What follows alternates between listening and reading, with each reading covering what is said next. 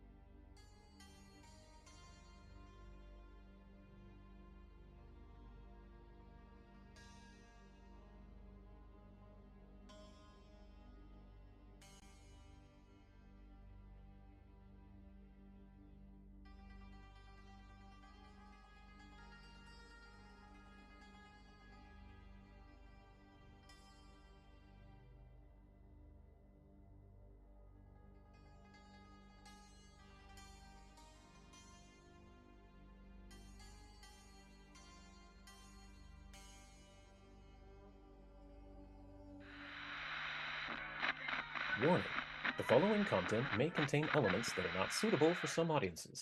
Viewer discretion is advised. Welcome back to the Bard's Playhouse Presents Tales from Shadow Valley, Season 3, Episode 12, Zalishkar of the Bitter Flame. Thank you so much for joining us. Now let's bring in our wonderful cast. We have Eldritch as Khan, the Bloody Rizzolo. It's great to be here.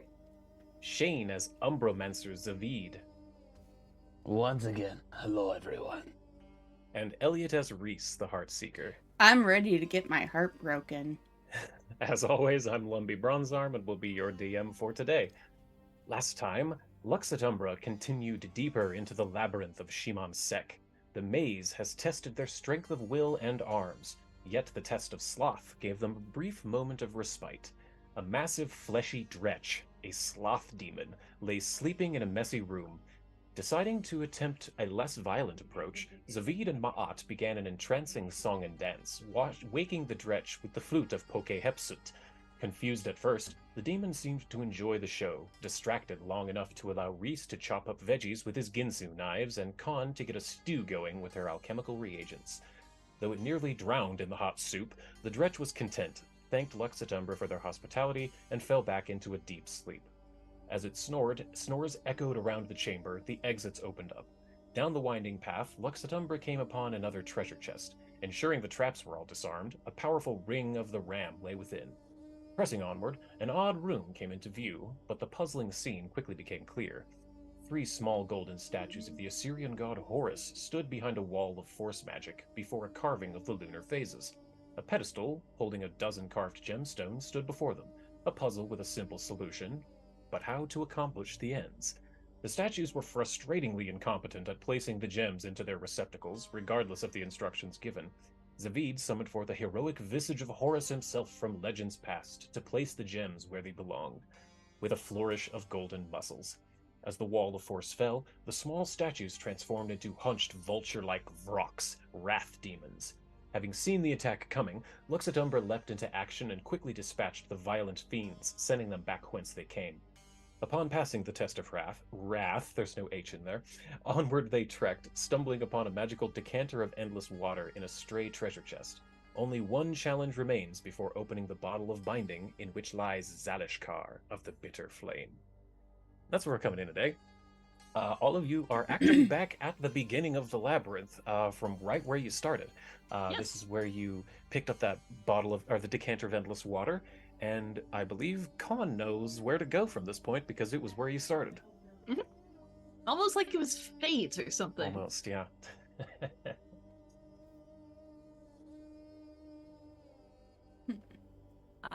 And I think we only have one more obstacle, right? Yeah, I think so. It's 1, 2, Yes, that- 3, 4. That makes 6, yes, that is. There should be 7 obstacles before we get to the bottle of binding. Well then, shall we continue? We shall. Chompy hopping along happily behind you all, panting with I its forgot long about tongue hanging out. Oh, love him. Chompy's amazing. I'm so glad you guys didn't fight him. I knew that was going to be a possibility that you'd befriend the mimic, but I'm so happy that it happened. Look, It was love at first sight. Zavid saw that and was like, I relate so hard to mimics and their whole lifestyle. Mm-hmm. I can't not befriend him. yeah, Right? that's my people. It'd be a tragedy. Yes, very well. I do believe the last room is straight ahead. All right. Here goes nothing and everything. I'll let someone else go first. I'll go. I'll go first. Okay, yeah, go for it. Confident as ever. What if we just didn't go in there? Hee. And leave them all alone in the room with Pride? Maybe. Alright. So, I need to pop you onto a different map here. So, one moment. Choo-choo. Okay. Let's see, what's your order? Oh, I guess so. Is Khan up front? Yep. Then Reese, then Zavid, then Chompy and Ma'at. Awesome. Mm-hmm. Okay. So, there's a stone door in front of you, but it's very easy to slide open. It kind of blocks your view. And as the stone door slides open, you are blasted with heat and light. After a moment, your eyes adjust, and before you see a thin, winding stone walkway. High above a pool of roiling lava. Hanging above the pool of magma is a wooden platform attached by a chain to a mechanical winch. Upon the platform is the terrified faces of Frankie and Veronique Rizzolo, bound and gagged. Next to the ledge is a purple-robed figure levitating above the ground, gaunt, ethereal hand upon a wooden lever.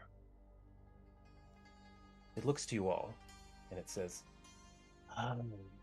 Gon the Bloody has finally decided to join us. I see. Your reputation precedes you. Please sit. I have prepared tea for your compatriots. I flourish my gladius in its direction. What? How? What? I'm gonna examine the tea for poison. I'll take a seat over here. Ma'at levitates in, Chompy as well. As you get past the door, a wall of force does appear behind you, closing you off. It's probably an illusion. It's probably not real, maybe. Possibly. Got my hope. What if it is? What if it is? I asked the wraith, are they real? This is for you to determine. Also, is that voice coming through? I really Yes, hope it is. it is. Yeah. Okay, good. Loud and I clear. was really hoping Zoom wasn't cutting that out. No. We need to put a reverb on you. I've been practicing this one. I wish I had a reverb. That would be very cool. So what's the game then? Join us. And it pats its hand on the wooden chair that's right just to the south of it. I'll walk forward, still pointing my gladius at this wraith. Ma'at goes and joins Zavid. Chompy sits next to you. Ma'at says, well, while we're here, we may at least enjoy some tea. Then she says, we shall try it first. Poison will not kill us. And she pours a couple of glasses and gingerly puts a sugar cube in it. And she's sitting kind of like cross-legged, kind of back in her seat, slowly stirring, like, this is going to be interesting drama. You know, she's kind of enjoying herself here. I'm gonna give a cup to Chompy first. Cup and everything. Try this. Yeah, he eats the cup, and it seems to react exactly the same way it did when you had him eat treasure chests. Just ate the thing. So I'll drink some tea. Yeah, And I've got my eyes on Khan because this is probably very distressing for our friend, and we're being very blasé about it. So I want to just be like, if you need anything, we're right here. So let us know. Reese is gonna go back over to Khan. Okay. What are you doing over with Khan? Hey, so is there any way that you know that these are your parents or not? Like, anything for sure that you know that you could be like, well, I have to rescue them, but does something pop out? You mean like something that only they would know? Yeah.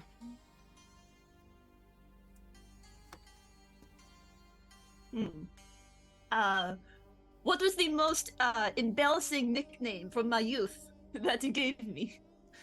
Both of them are currently gagged. That's right, they can't talk! Darn it. The bit doesn't work! And they're bound and gagged. You sly dog! No answers, huh? That's suspicious.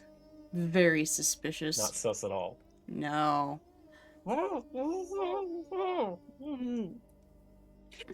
My lack of object dominance, it's like again. Can I use Mage Hand to try to like pull down one of the gags on them? Absolutely. It is you summon it's like shadowy, right? It's an extension of your shadow. Yeah. So you can extend it out for sure. It'll go through it goes through the magical force. I want to ungag the mom because I want to hear you do a French accent. For sure. Oh, Con, ma chérie, we are so glad to see you. Where have you been? We have been here so long. He took us while we were on our way to the capital. You told us to go and start in Droma, but this fiend it gallivanted away with us. I stare daggers at this thing.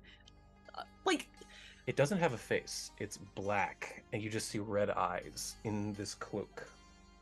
Aw. Just a glow. I squeak, in disdain, but I'll sit on the chair, as instructed. It looks to you and it says, "Good. Tell us. Why are you here?"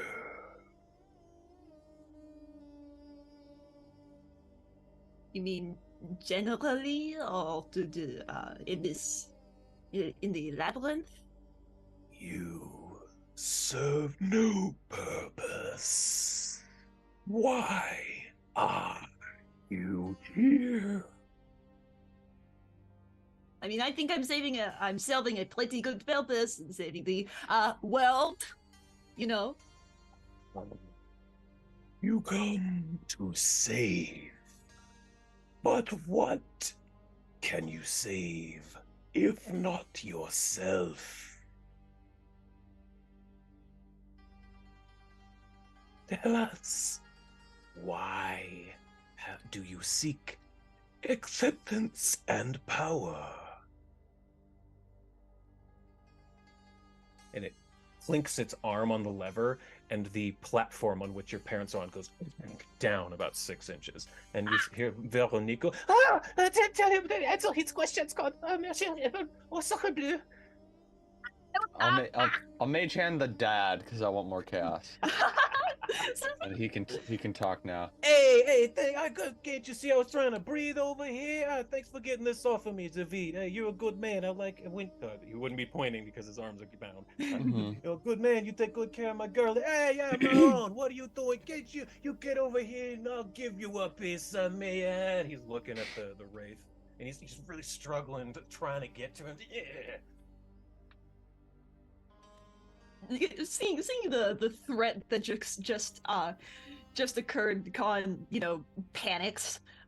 She squeaks out that I want everyone to pay attention to me.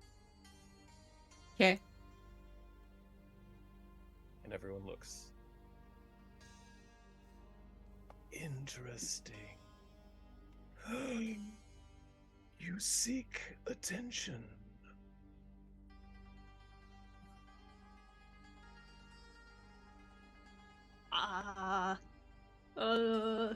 You did not receive it. So, you travel the world, trying to find that which was denied you. That is not true. You fear being talentless in the shadow of your parents. No, that's not it either. Why then do you seek acceptance and attention from strangers when your parents accept you for who you are?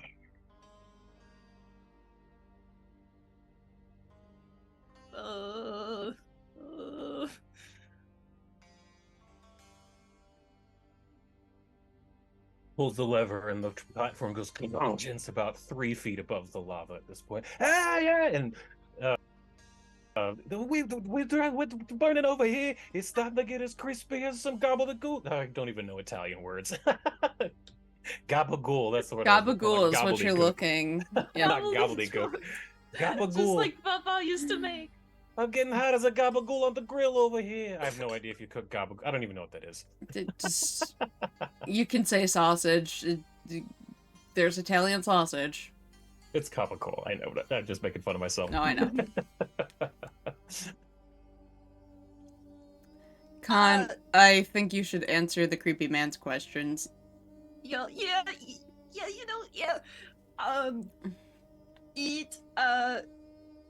The boundless love from my wonderful parents, from everyone in my childhood, wasn't enough. Wonderful. That's what you want to hear. Yes, admitting what you are deaf. What's the word I'm looking for? Crap. He flips through the thesaurus. Yeah, flipping through the Shadow thesaurus. Oh god, I had a deficits. Your deficits is your first step towards salvation. And as it does this, the wraith fades away, and on the platform where once stood bound and gagged Frankie and Veronique Rizzolo stands a green demon with 4 horns coming out of its head. Too many rad emotions for one stream. So many rad emotions. All right, actually, that. Hold on, I means- need to. Oh yeah, and Chompy goes right with Zavid, so 31.5. Ma'at would need to roll. You're correct. Ma'at needs to roll as well. Ma'at gets perception. Ooh, she rolled really bad. Okay, I think that's everybody. So, Khan, you're unsurprisingly, you're able to react first in this situation, and let me put flat-footed on it before I forget. You're reacting first. Bam. Did stream crash? I don't know. Nope. Look. Okay, we're still we up. good? Okay, great. So Khan, you see this creature in front of you that was impersonating your parents, knowing things about you it shouldn't have known. You kind of feel a little betrayed in this moment. But it has appeared in front of you and is laughing at you.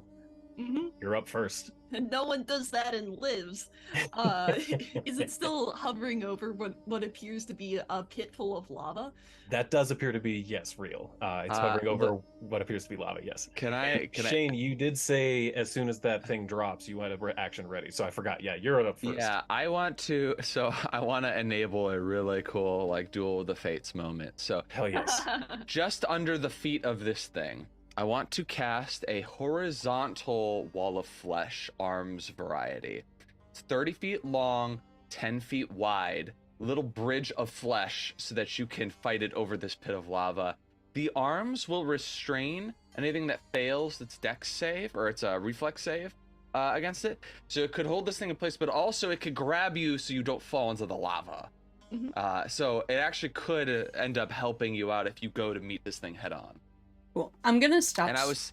By the way, I'm gonna stop you there for a sec, because I want to stop stream and restart stream because I think something happened just on my end, so I want to be safe. Okay, cool. It'll give me time to find an asset anyway. So we'll be right Cool, back. we'll Please be join back. us in a second.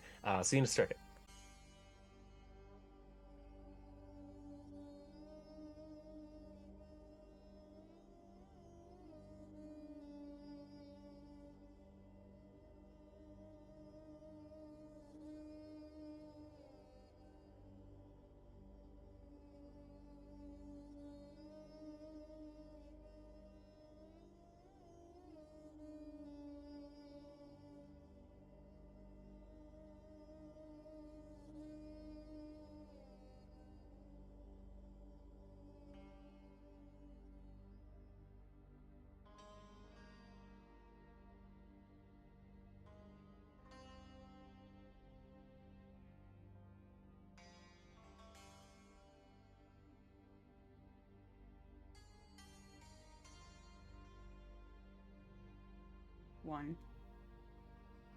We're back. Sorry about that. We had a little technical issue with an update. It wouldn't be Tales from Shadow Valley without tech problems, now would it?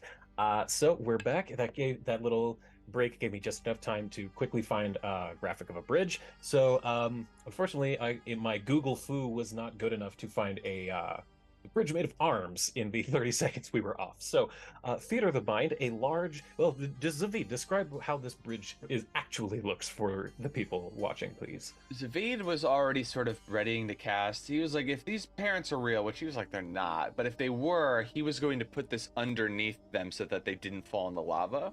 When they turned into a demon and Khan like gripped their blade like with rage in her eyes, about to multi-class in the barbarian here, he's like, well, a bridge to fight on would still be useful. So he goes and casts it anyway. And these arms sprout out of one end of the wall and they like build this disgusting bridge across to the other side.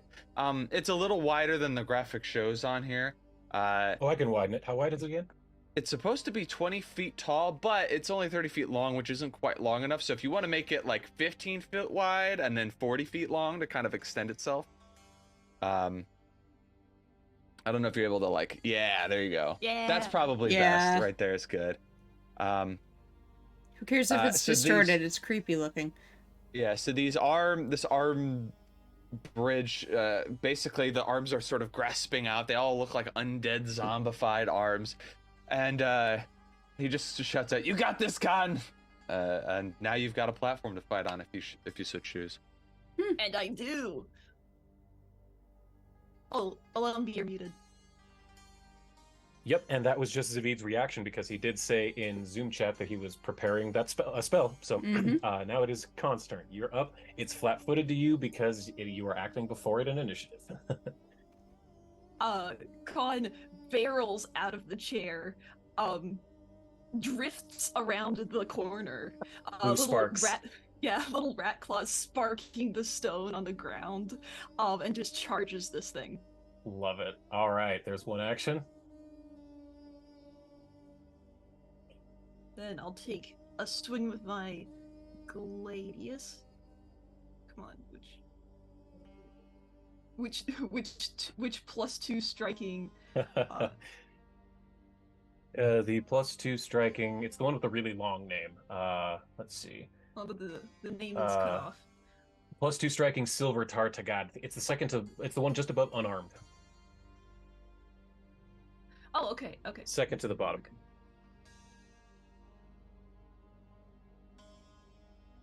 Oh no! Hero point. I was gonna say this is a good time for hero point right there. This is too dramatic for a nat 1. Oh, it was almost Oh a my natural 20. god. Ah, it was right there. I think I've only got the one hero point. I will roll Have a it hero once. point.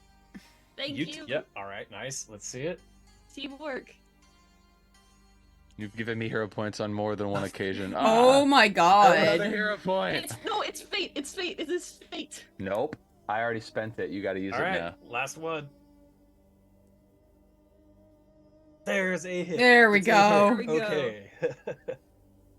So you know it's AC. You've got at least a 50-50 chance. But all right, you sink in your Gladius into this thing, and as you do it, you notice it has like a hard carapace, and it's kind of hard to get this attack to to strike true. And as it does, it says to you, "You will never amount to anything." You have one action left. I'll stab again. Oh, and you get your debilitation. Which would you like for it? That is right. And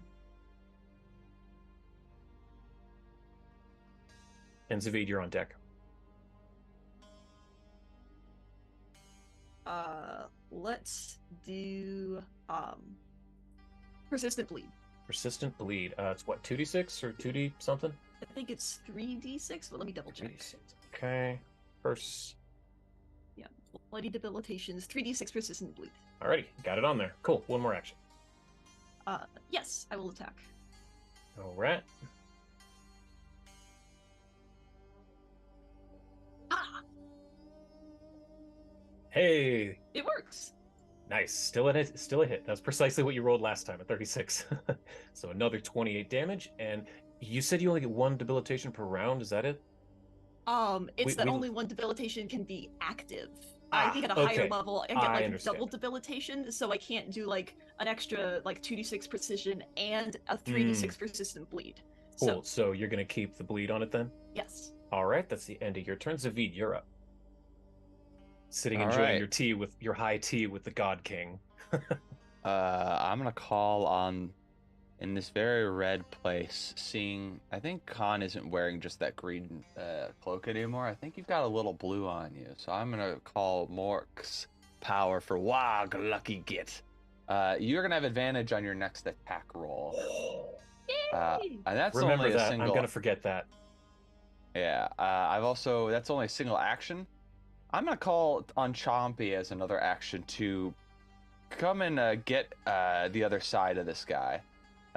So I'll have Chompy use his actions to basically just move Wonderful. there. To get in flat foot. Wonderful. Mm-hmm. So that's That's two. That's only two. two Yeah, actions it's only for two. me. Yep. I think with my other action, can I just I don't know if there's anything I could cast that spell again on the bad guy and give them disadvantage. But I think I want to save it. I don't know if I want to use it on the bad guy. You could. It's just a focus point. If you have the focus points, you can do it, which I believe you do. Yeah, I'll save it for the next round because this might last more than one round. So I'll just cast shield on myself. By the way, did you want to? You need to roll a reflex save, Con. Okay. There's your AC plus 1, Zavid. I think you're still good. You have such a high thing. I think you beat the DC. So you've saved. So you're not grabbed by the arms, though they are trying to do it. You're sort of like moving around them. Your DC is 32. She passed it by 4. Yes. Yeah. So you're good to go. Yay! All right, that's the end of your turn. Chompy's done. That means it's the demon now. Wonderful.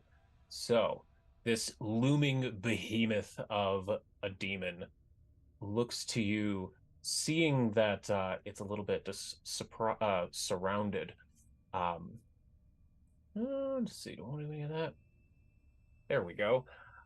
It is going to cast Mirror Image on itself as it begins to fade and split into 4 different versions of itself. And let me... That's very prideful.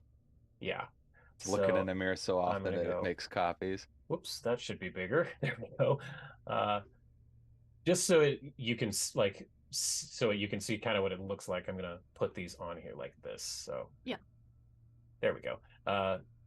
As players, I'll tell you that those 3 you can't target them. The one that's targetable is in the middle, but that's just for illustrative purposes. Yeah. But yeah, you are now surrounded by these things, and it has 1 action remaining. So it is going to attack you with its claw. Just try and hit me. Ooh, 9 is gonna miss. Great. And it looks to you and it says, "Your attacks tickle." That brings it to Ma'at. It does take some bleed damage, and it does very poorly, so it is continuing to bleed from your wound there, Con. Her character sheet's loading very slowly, sorry. There it is. Okay. So interesting. No, not yet. Okay. Yeah, she's going to first cast Inspire Courage to give everyone a +1 on their rolls. So I believe, Reese, you are perfectly within range. It's a range of 60 feet. So good job on that. So all of you are going to get the +1 to attack and damage. There you go. I gave you that. So that's one action to do. Untarget all of you. Then Ma'at is going to attempt to hit this thing with a Divine Lance, but it cast Mirror Image, so I have to roll something. Let me look. I should have had that up. Sorry. Mirror. Where in the hell? I just had it. Mirror Image. Okay. I have to roll on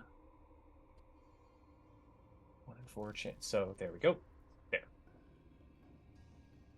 It is going to miss and waste the spell, and she's going to miss and waste the spell. But thankfully, it was a cantrip. So when she fires out at a Divine Lance, it goes through one of these things and makes it disappear. So this one standing next to you, Con, fades away as Ma'at's searing bolt of good energy pierces through it, and she says, "That one was not real. We think you should attack the one behind you, or maybe the one in front of you." And that's the end of Ma'at. Reese, you are now up. Don't worry, I got this. So, Reese is going to activate his Wog for his first action, Flurry, and then, oops, that's on screen. And then he's gonna take out his longbow and shoot pretty much at each of them Nice. With your 1-1 with Yeah. your flurry and then a second attack. Awesome. Mhm. Are you making any of them your hunted prey, or are you not going to? I'm not going to yet. Okay, cool. Got it. Yep. Smart. Yep.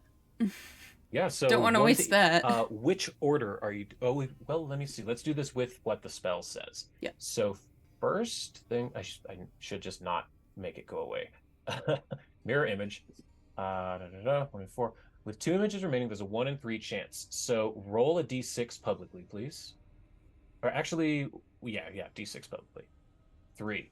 So you hit one of the images. So roll to see if you hit it or not, because you can still miss. You know? Yeah. Yeah.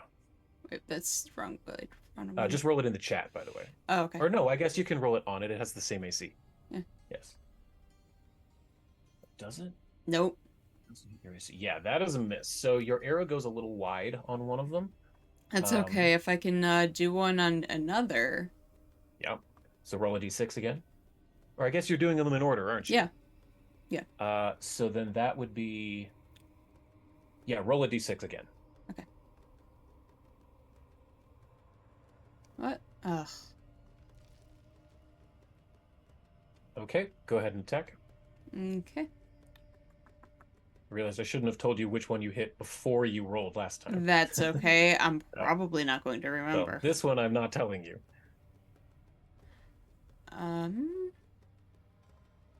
Oh, I'm gonna just. Oh, right. You can't tell me which one. Okay, right. Yeah, just roll it on the middle one to get the math right. That one hits, and an arrow sinks into this thing. Thunk. You hit the correct one, so go ahead and roll damage on it. Ooh. Okay. Every time you roll, you have to roll a d6 to see if you hit it or a double. So, 18 damage, and you still have 2 actions left, I think, because that was a flurry. Yep. So then I'm just gonna keep hitting with it. So. All right, d6 again. Yep. Okay, go ahead. Okay. And this is at your penalty. Yep. That's still a hit. And go ahead and roll damage. No, this one you hit one of the duplicates on that one. The 6 was a duplicate, so gone. And you still have 1 action left, I think. Yeah. Darn. Okay. Well, not darn, but you know what I mean. Yeah.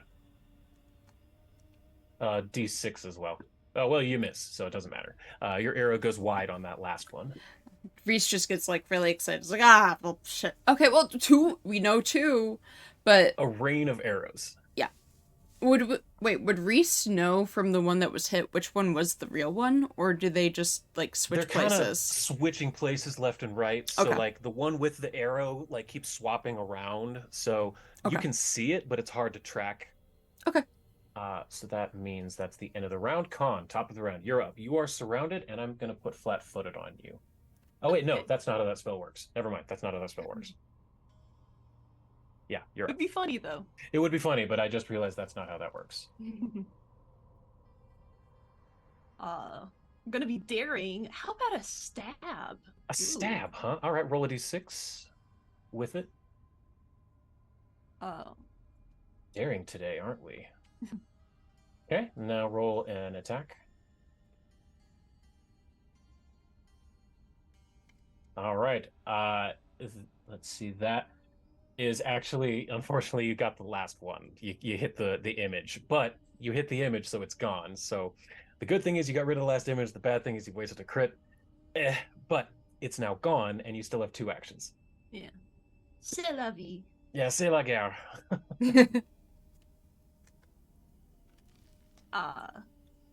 Part of me feels bad about wasting that crit, but the DM in me doesn't. Yeah. Don't feel bad. And Con is just, blindly attacking, going all out just this once. Right. Whirlwind. Yeah. I'll blame it on, the bridge made of arms instead of a potential lack of skill. That's right. Do they need to keep making reflex saves, Zavid? At the end of the turn of the big demon thing, it has to make a save. Yeah. Does Con at the end of her turn? At the end of her turn, she'll need to make a save as well. Okay, got it. All right. Yeah, you're just flailing around, Khan. You haven't been this angry with something you fought in a long time. Most of the time, it's nothing personnel, kid. You say it all the time.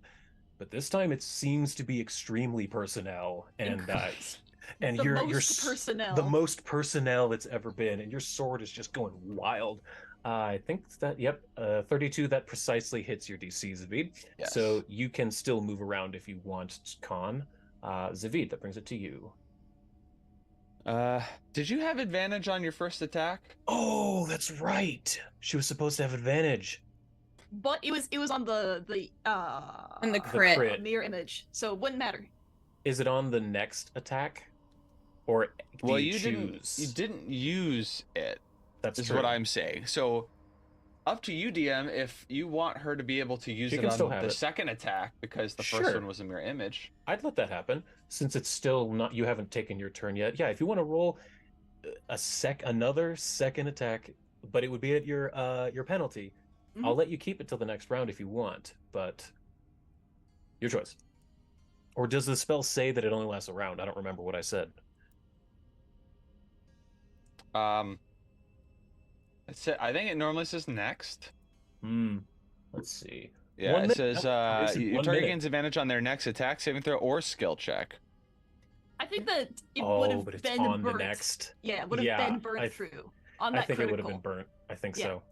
Okay. I appreciate the offer to help me out by bending the rules, but that's all right. I'm gonna try to help you out by just doing rules as written, and I'm gonna cast it again on you as an action. Hell yeah! And then I'm gonna use another action to command Chompy to make their attacks against the thing.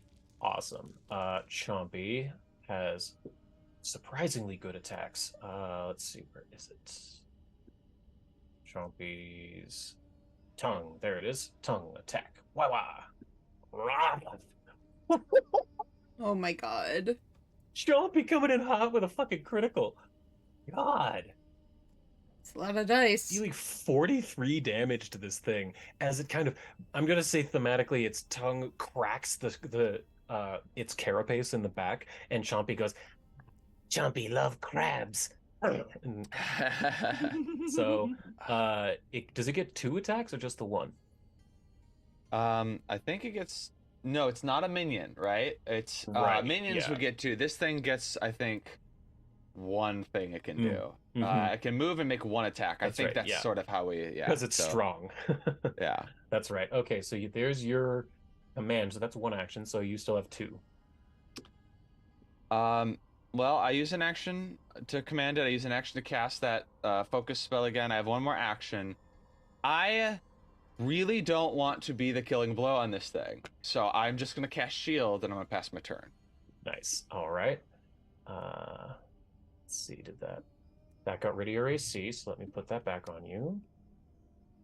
AC +1, 1 round duration. There you go. Chompy, and it's the demon. So it Oh wait, was that a melee attack from Chompy? Yes. Yes, that definitely triggers your reaction. That definitely does. Get it. And you have advantage. You have advantage on this. You have advantage. You do. Yep. So rolling it twice. Roll it twice. Oh, thank God you have it. Oof. Watch it be a 1. It's still a hit. It's still a hit. It's a hit.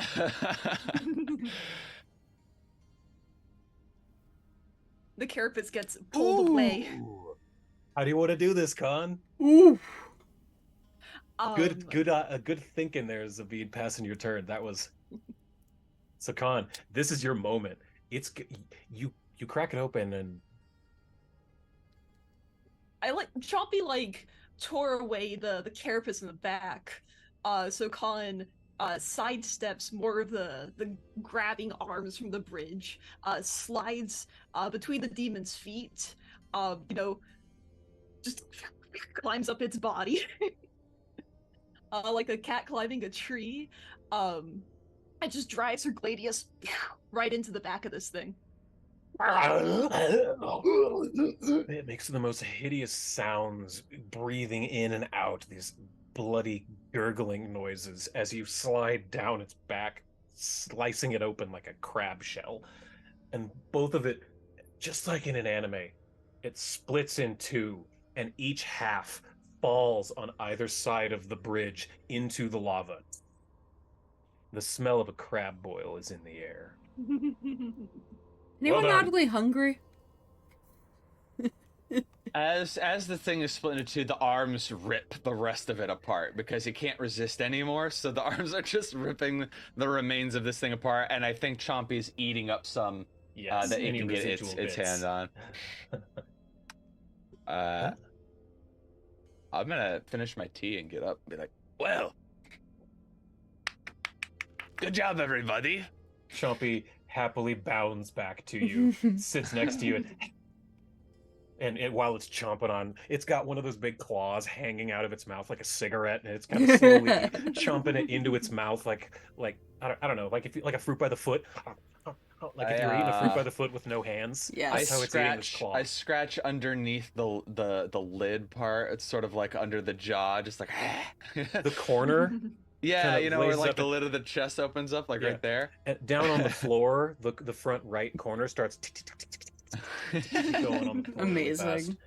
And Khan, once you get off the bridge, the arms slowly fall. They fall apart, lifeless, into the lava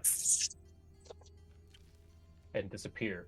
And as well, the wall of that was supposed to be visible. Well, the wall of force that's there right the little now, button that says "Make Visible" is Yes. Awesome. And I saw that the whole time, and I was like, "Oops." I'm not gonna say anything though. It's fun.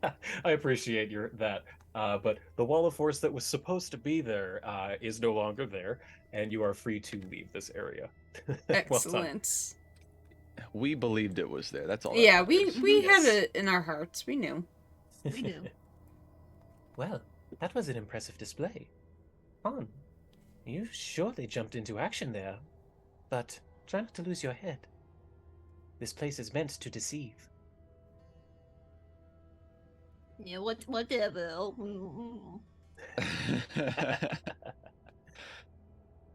Okay. Are you moving on, or is there anything else you want to do in this room? No. Not in maybe Reese's I'll hand. say, you all go on ahead. I gotta take a leak, and I'll take a whiz into the lava. It sizzles as you do. So let me throw you back onto here. Okay. Let me reshare the labyrinth. There you go. Boom. The dread wraith comes back with me, like, "Ooh, this is Covered in like pee. my chamber. You can't just be pissing it here. There are bathrooms in the labyrinth." There are? Where are they? Oh, we gotta find them.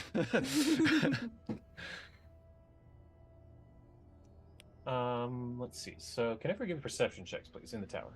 Yes.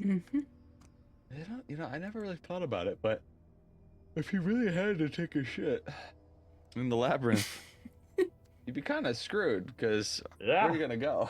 Directly in that lava would be a pretty good choice, I think. Kind of the only spot. It's like, why did you make your chamber look like a bathroom? As you're walking out of that room, well, I guess now, what are you going to do? Which direction are you going to go? I need like survival checks, I guess, if anyone wants to help or aid anyone with that. I do not. I'm not trained in that. I am. Survival. Okay.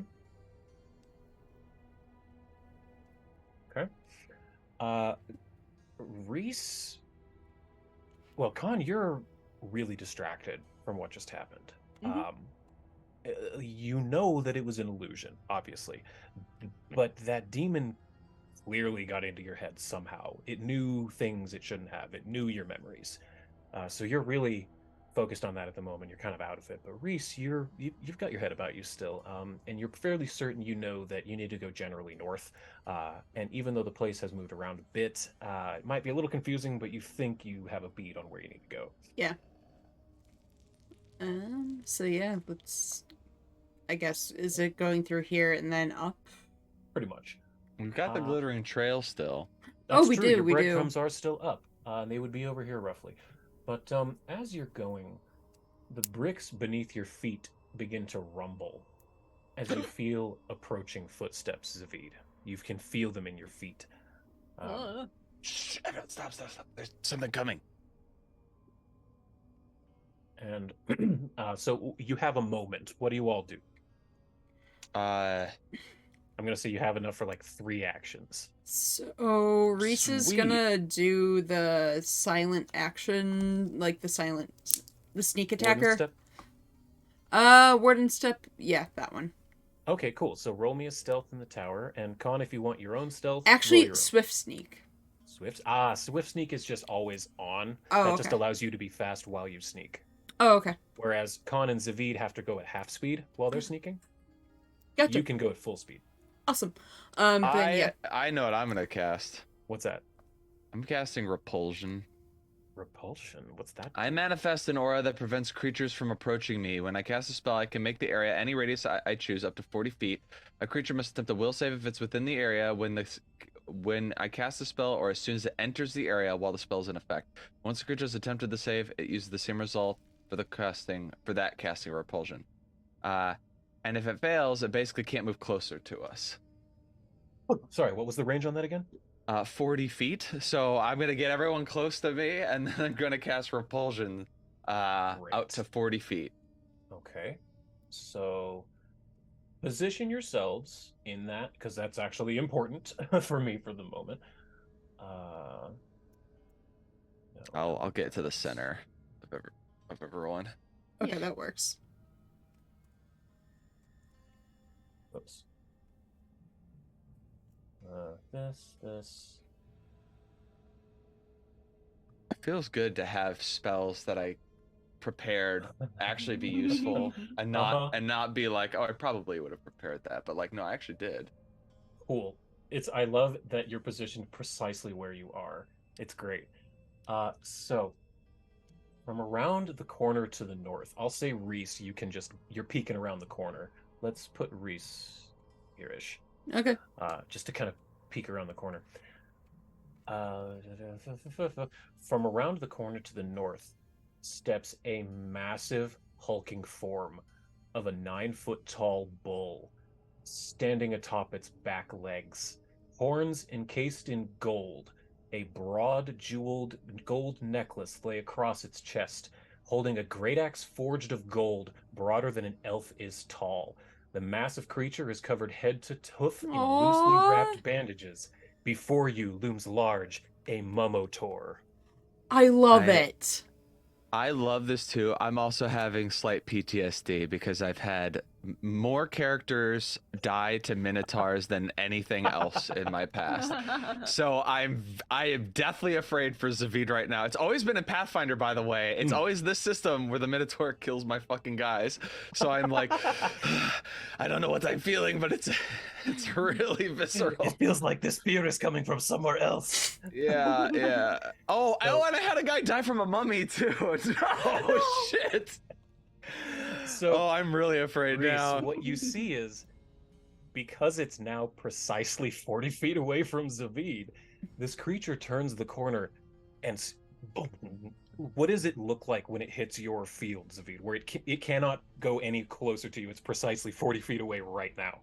There's nothing that is visible at first, but once it reaches that area, you see shadows kind of wrap around, and like what you see, Reese, because you're in the field of effect and you're also, I don't know, it doesn't say I can tell people that they can't. I'm just imagining that because they're next to me, they're like in the field, they can kind of see its effects. It almost looks like the shadows are going into its nostrils to give it a sort of like stink, like a stench type of reaction. So it's keeping it at bay. Like it doesn't want to move any closer because it's such a foul stench that it is getting, that it is actually preventing it from coming this way. I like that a lot. Yeah, it's standing there making these steam coming out its nose like in a cartoon. But Reese, this is what you see. How do you react and what do you relate? So Reese just kind of laughs because it looks like a cartoon. And she's just like, whatever you did worked, but don't worry, I got my sneaky thing. We should definitely find a different way that goes north. You're the only one who knows what you see. V just knows that something hit his thing, his spell. Oh. Let's backtrack that. So, you know Minotaurs? Do I know Minotaurs? Roll me Arcana or Occult in the Tower. Either of you, both of you. All right. You know what I'll do? Can I do Arcana, and I have a undead lore. Oh, yeah. That's fine. Yeah. Here, I'll just do that. It's the same thing anyway, but because this thing is definitely undead. Yeah. Okay. Actually, Khan, you know about the stories of Minotaurs. There's an old legend of Theseus and the Minotaur, where he was in a similar situation and came across a Minotaur. But this is still a very different kind of situation. You know that they're big, they're bull-like creatures. They tend to guard mazes for some reason. But this one is a bit different as well. Clearly different. It's undead. And Zavid, you pick up more on the undead side of things, where this is absolutely an undead creature. It was mummified. It was clearly a Minotaur in life. When you see it, you'll know that, though, because he hasn't seen it, right? Oh, that's right. He hasn't seen that yet. But you would know about Minotaurs, just not quite as much as Khan. You know that they're bullish creatures. So, yeah, those things, it's that, but it's, like, mummified. And, whatever the hell you did made it do, like, a really funny, almost like a nose spit take is the best way I can explain it. Did not like whatever hit it. Yeah, it was like a little, like, kind of like when a dog goes. It's a spell to protect us from guardians of this place, and it looks like that's the one. You say it is a mummified Minotaur? Mm-hmm. Coming from behind you. From behind you, you hear a sound. Realizing that it's coming from Ma'at, you're taken aback for a moment. The Song Pharaoh, god king of all warmed by Ra, usually so prim, holding together herself. She elicits a noise that can only be described as a group of young girls seeing a pony up close for the first time. Oh my god. Levitating past all of you faster than you've ever seen her move. Ma'at rushes forward and shouts, "Happy Unk, my baby, and embraces the tall creature of the legs of the muscle-bound bull. And it looks down at her and drops its axe, leans down and hugs Ma'at, as it is a friendly creature. Oh, thank goodness. I would have hated to kill it. It's too cute. Okay, I'm not putting down repulsion until I know that it's friendly to me too. Mm-hmm. Once I know it's not going to cleave Zavid in half in one fell swoop, I'll put down repulsion. After she gets in her big hug, Ma'at looks behind you and says, "Yeah, it is our pet. Our pet is still here. Come, everyone, come meet Happy Ankh. Happy Ankh. This is Lux Et Umbra. They are the ones who brought us back. They are. Oh, excuse me. It has been 8 millennia since we have seen our Minotaur. Oh, we are so glad to see you." and she just goes back to hugging this bull, and it's huge, looming over her, like pat, pat, pat. It doesn't speak, but kind of you can hear kind of happy grunts coming from this thing. So freaking cute. Side note, I found out that Happy Ankh, the bull god in Assyrian and Egyptian lore, is literally like the pet of Hathor, her god, so it worked so well. Amazing. Yeah. So I'm gonna ask, Me'at, if your pet has been roaming this labyrinth for 8,000 years, do you think it might be able to guide us to where we need to go? It looks up to you and goes, and nods its head yes, and kind of points off into a direction, and then goes like this, and it's doing this with its hands pointing in directions, and it's making grunting noises like clearly giving you directions, but in bull speak. I imagine Chompy is familiar with the Guardian of the Labyrinth. Maybe it was fed by this guy. Chompy is up at its ankles, like nuzzling up against it. They're clearly familiar with one another, yes. Aww. Cool. Awesome. So yes, we're of all course. friends here. Yes, we could definitely have Happy Ankh show us the way. He's been here for even longer than as soon as we created the labyrinth, we put our pet in here. Yes, here, Happy Ankh, show us the way. Lead on. And the creature does so, showing all of you, and we can kind of theater the mind the rest of this bit. It walks you through the rest of the labyrinth. To it's very far to here. I'm glad this thing is friendly, and I didn't really want to metagame Zavid being scared of it, because it makes more sense of him to be super fascinated with a mummified minotaur. Yeah.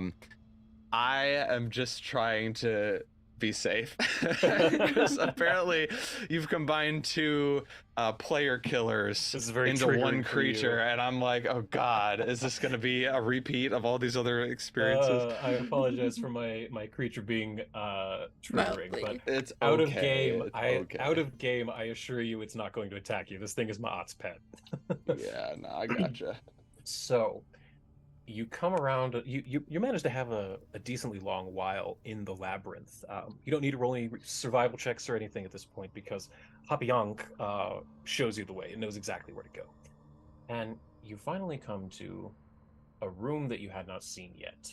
And let me pop you in and share. There we are. Dun, dun, dun. Ooh. Put you all here. I made this one. That looks good. Thank you. Okay. So, Hopyonk the Momotor leads you eventually into a large room that is clearly the central chamber of this labyrinth.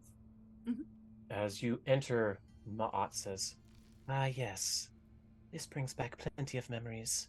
This is the chamber wherein Balagmachar and I bound Zalishkar. There before you lies the bottle of binding." and in the center of the room, you see an elaborate circle design carved into the floor with many different filigrees and patterns on it. In the center, it seems to be a collection of concentric circles, and in the very center is a depiction of some type of evil creature. And surrounding that are 7 braziers made out of bronze, all of which are lit with an orange flame. Ma'at says, "These braziers are each connected to the trials within the labyrinth. Without the lighting, there is, well, a dangerous trap put on the bottle. They are all gone. We are free to walk in now." Just because people have done this to me before, I have for the longest time called these braziers, and people have corrected me in very smarmy ways, saying they're called braziers. So, to not be smarmy, I just want you to know that someone eventually will correct you and say they're braziers. I can barely hear the difference, but yeah, I do hear it's a soft brazier, J brazier. sound, like a J. Right. But That's one of just, those. Yeah, I don't know. I've never. I heard just the- don't want someone No, to I be get mean that. to you in the future Fair. and be like, "They're what now?" At least I'm not pronouncing them braziers. That is so true. But in the very center of everything, upon the image of the creature itself, is a simple, well, ornately decorated pottery wine jar that is covered up top. It has some paintings on it, and it is simply sitting by itself upon this room. All right. I would like to. Are we taking this jar out of here? Is that what we're doing? Within lies Zalishkar. We do not free him. We must enter the realm we made for his prison. Kill him from within. Mm. I see. He So is we in all sort get of to be stasis. inside. And okay, I would like to cast something as a precaution in case we should fail. I don't believe we will, but it would be good for the world if we do not. Now would be the And- time to prepare, yes. And I'm gonna we'll say cast- that we've all had time to refocus, so your focus points are back, that kind of stuff. Oh, sweet. And if anyone I'm needs healing, now's the casting time. Dimensional lock. It says 60-foot burst, centered right in the center here.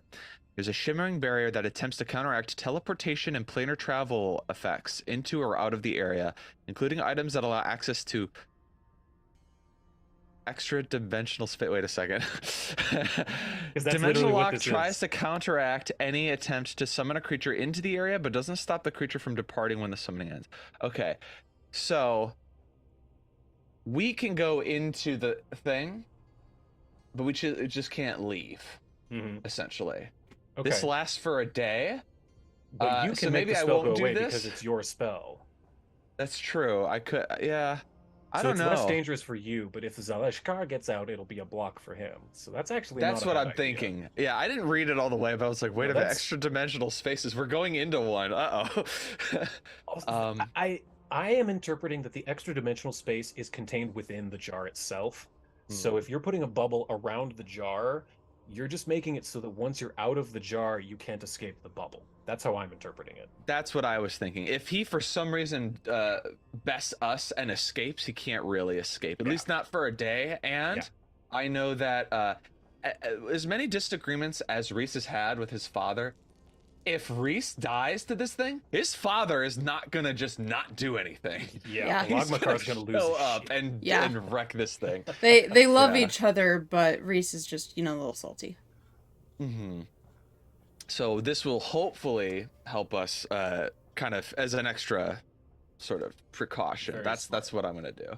Let me see if Ma'at has any spells she wants to buffs. Does she have anything? Ooh. 10 minutes. We think that, Umbramancer, you see much that the rest of us do not. Perhaps you would like to see more.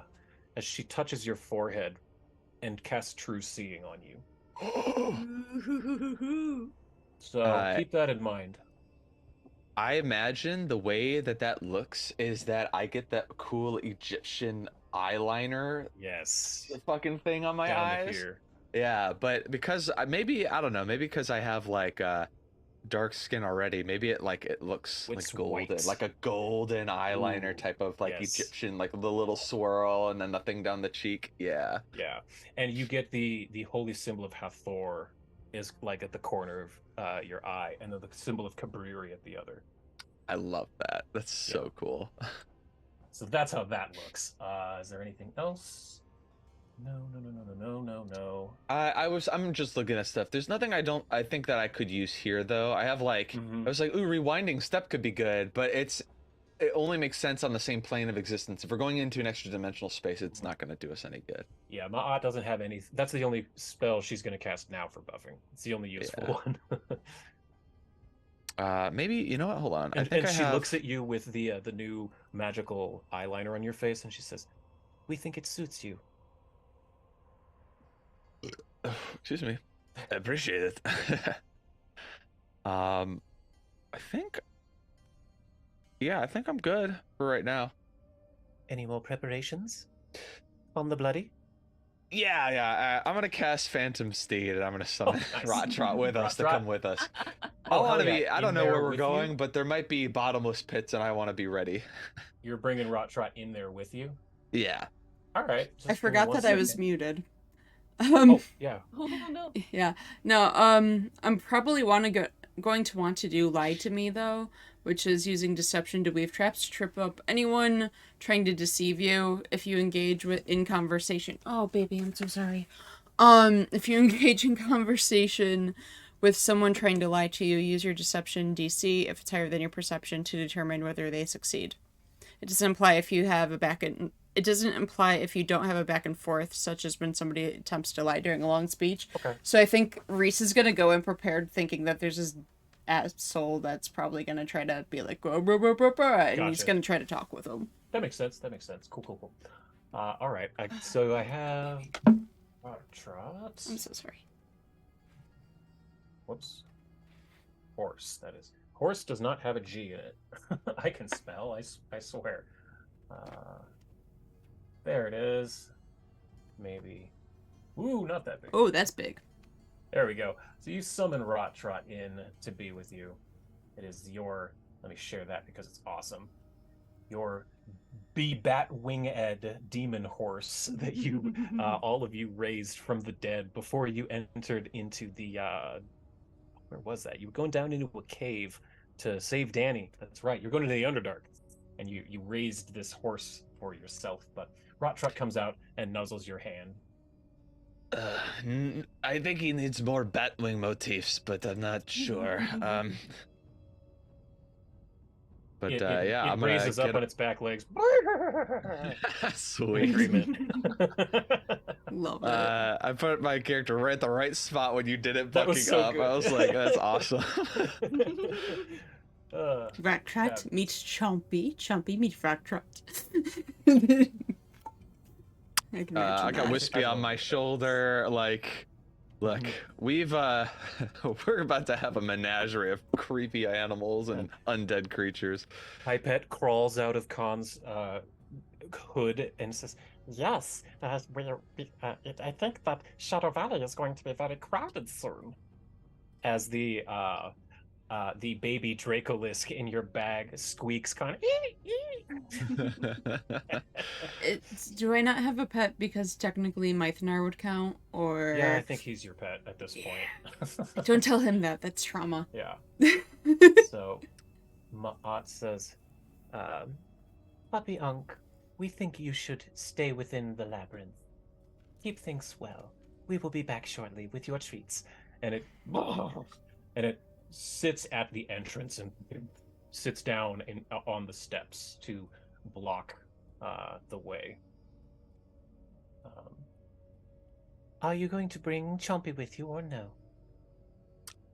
I don't want to put Jumpy at the risk. Jumpy, hang out with your buddy, the Momator, and you just keep an eye on things. If he needs help, you help him, and we shall be back soon.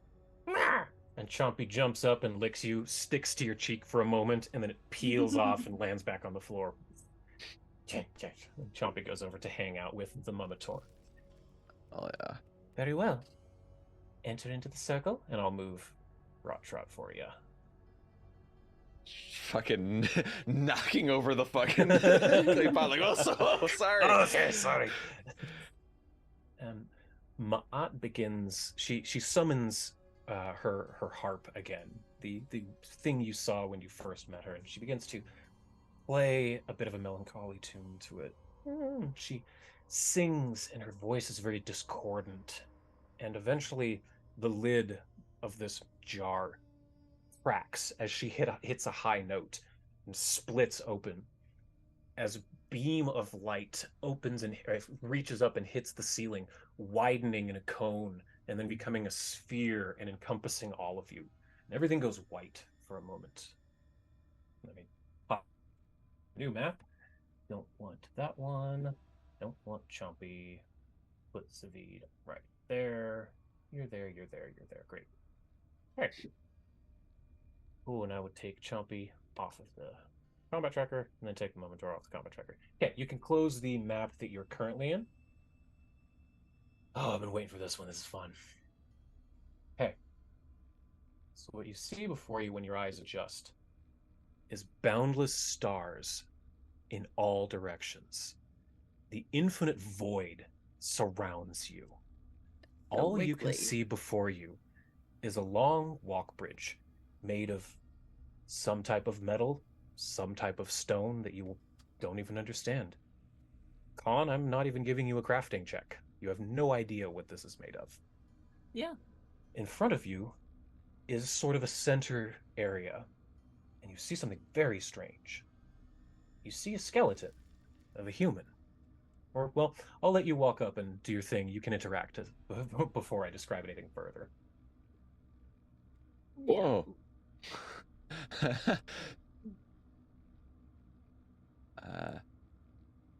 Yeah, I'll Oh yeah, I'll move.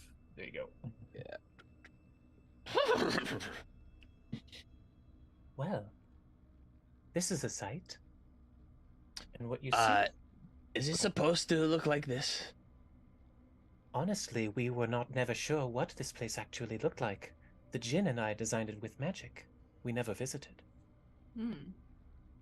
Now, what you see before you is a skeleton, obviously. Humanoid, probably, it seems to be, with spikes sticking out of its chest cavity on the ground. Give me perception checks in the tower. I don't like this. Perception check in the tower. Everything's just fine. Everything's just Everything's dandy. fine. It's fine. Yeah. No, definitely not, because, you know, behind the scenes you've been telling me things about how you're gonna break my heart. It's fine. It's fine. Reese, yeah, that checks out. You're the ranger. You notice your eyes are pulled away from the skeleton for a moment. Zavid, your eyes are right on this dead thing because that's what you are. You're a necromancer. But Reese, you realize that there's a path of bloody footprints leading from this skeleton further down this walkway that leads to strangest sight. The air seems to wiggle. Everything within this strange circular platform at the end of this walkway is distorted, moving around in space. And it's very strange to understand. Han, you notice something odd as well. Ooh. You notice that this skeleton has a hat. It's wearing a pointy witch's hat. And it has long black hair with gray flowers within it. And Zavid, what you notice is that there's a char mark on the floor, like as though there was a fire or an explosion. And within the hand of the skeleton is an unburnt scroll. That is what all of you see. Can I mage hand that up to me? You absolutely can. So the scroll, where is it? Is it that one? No, need to move. Where did there? It's under con. There it is. I had a little link of the button was beneath con. There we go. So what you find is this. You find an unburnt scroll made of vellum, like sheepskin, and within it is a very bizarre language. You're gonna need to give me society to know what that is. And, in the tower, please. I gotcha. Zavid, you've never seen anything like this in your life. This is alien chicken scratch. Reese, same with you. You don't have the foggiest fucking clue what this is. What this is. Ma'at looks to it, and let me roll for her. Do you want to try, Con? I'll roll the dice. Yeah, you can try. I'm a gambling woman.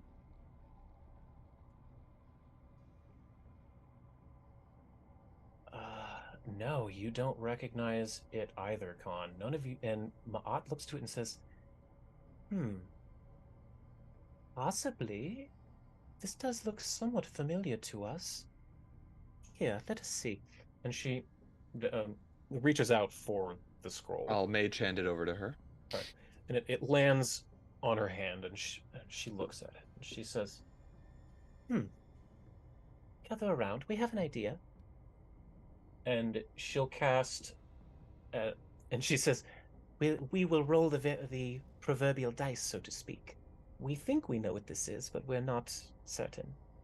She casts some magic. Her spindly silver twirls of magic fall onto this scroll, and they begin to reform themselves, the magics themselves, reform themselves into the shapes of these script, these letters, and they pull themselves off of the page in this silvery way, and they immediately fling to each of your foreheads, going into your heads. And she says, yes, that is what we thought. This is Aslanti. And she hands it back to you, Zavid. Okay. Can I read it now? You can. And I'm going to DM it to you because I want to see your reaction to seeing this. 1 second. So I'm going to send this to you in Discord. Great thing to be told. Can I also, with my true seeing, do I Yes. see anything weird or illusory around me, like something that's been something that is disguised or concealed in a way that my eyes would be able to pierce through? Illusory, no. But I will say that with the true seeing, you are aware that what's going on at the end of this hallway is a time stop spell. That becomes immediately obvious once you look at it. Okay. There's the face I was hoping for. Oh, that's lovely. This is a letter to you, Reese.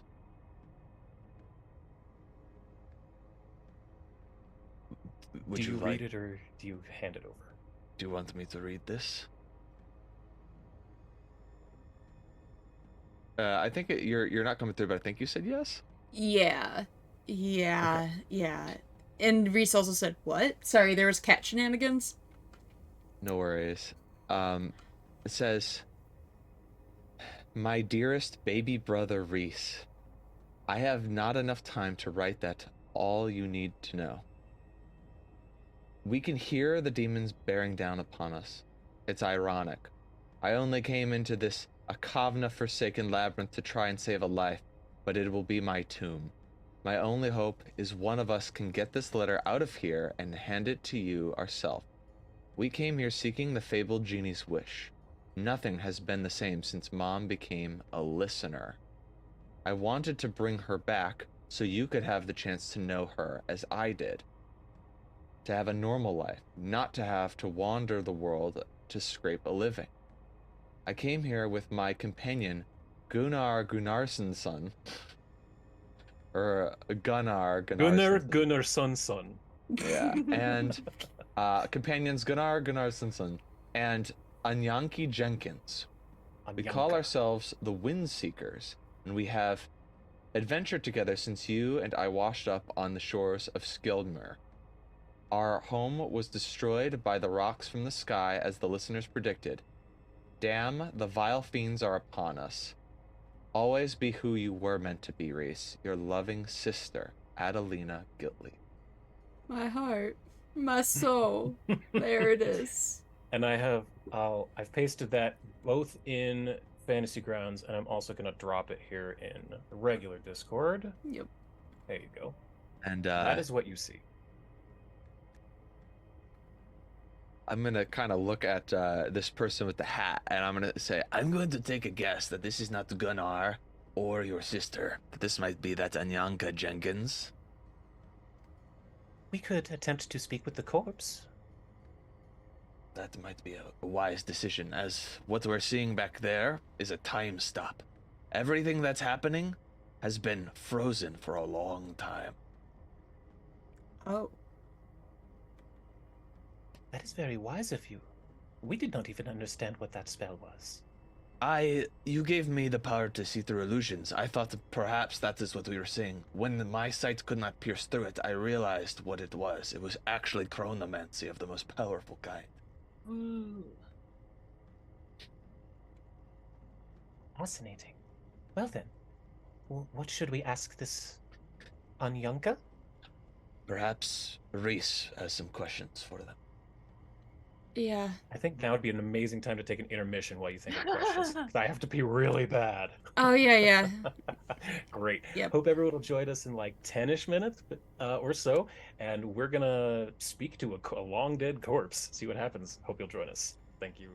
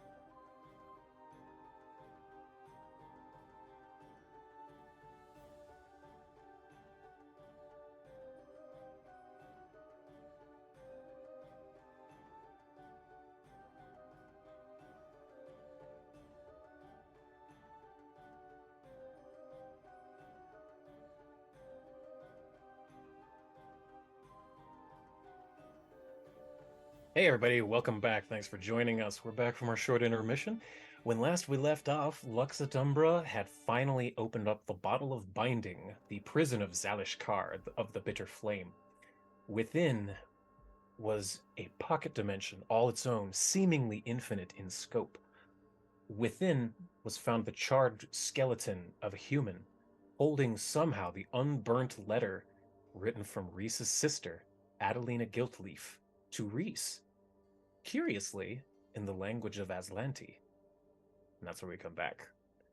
Who read that letter? I know Shane did, but I mean in game. Who read the letter? Did Zavid read it out loud? Did you give the letter to Reese? Reese read it out loud. Reese read it out loud. Or no, Zavid read it out loud. Sorry. Yeah, I would have just read it. I didn't do it in Zavid's voice because I wanted it to be mostly understandable, and kind of in the voice of whoever wrote it. So I just read it in my voice. But I had the letter and I asked Reese if it was appropriate, and you were like, yes. Yeah. So. Reese would not have been able to anything with that. Yeah.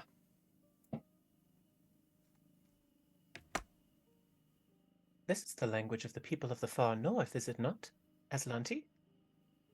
Their continent is up near the Mammoth Lord realms, we believe.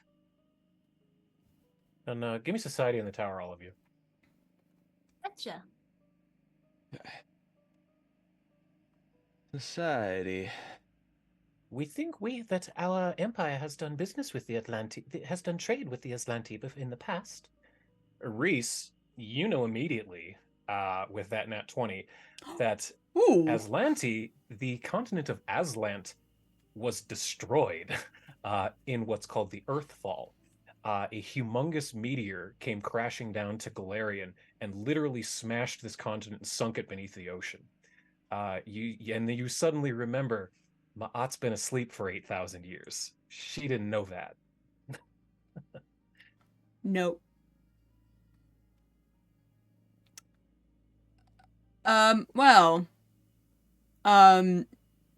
This just keeps getting weirder, y'all. So the fall of Atlanti happened many, many years ago, even before Mott's time. Aslant has fallen. Well, this is news to us. Yeah.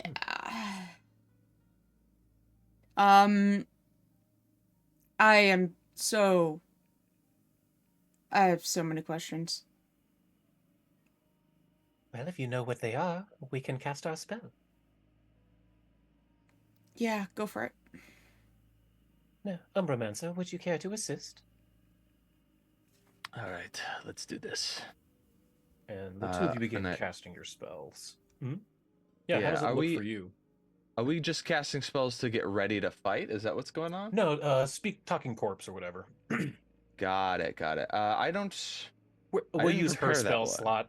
We'll use her spell slot. I'm just thematically. She wants you to help thematically. Yeah. Just because you're a necromancer and you're here. You know. I'll get the corpse in a position to where it can speak more easily once it starts animating. Then she begins to hum a tune with her and pluck a tune on her harp, and the wispy, silvery tendrils go into the bones of this skeleton, and it raises its head, and its empty eye sockets look to you both, and it says, "Yes."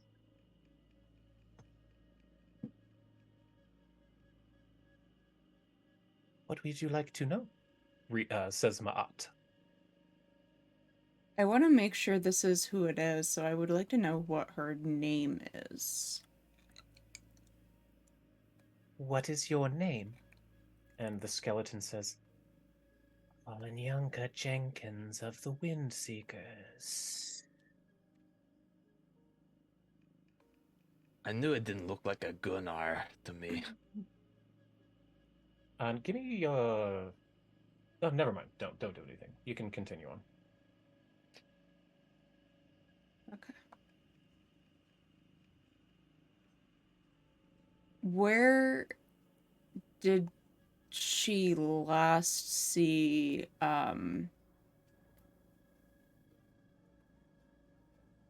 Adelina. Over there by Zalishkar's prison. And the skeleton lifts its arm and points behind it towards the time stop. How did you end up like this? We were that's not Ma'at. They don't talk in the fourth person. I was attacked with spikes. Was starting to bleed out. Decided to use my necklace of fireballs. And as you look, you see that this corpse does have a big brass necklace on it that has 4 out of 5 red gems implanted in it. And you suddenly recognize that there's a large char mark on the floor beneath the corpse. Out of character, so basically she yeeted herself out there with a fireball? Because she was slowly bleeding out. She'd rather take herself out than slowly bleed Okay, out. Yes. cool. That's cool. Out of character, that's what happened, yes. I was just making sure I was getting that context. Cool. Yeah, you got that right. Awesome. Reese looks over to Khan and Zavid. You guys can ask things. It's fine.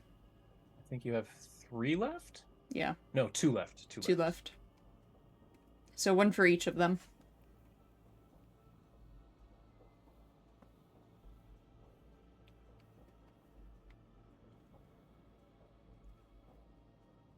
Who cast Time Stop? I did. Hoped to preserve their bodies. Thought I could get a resurrection rune.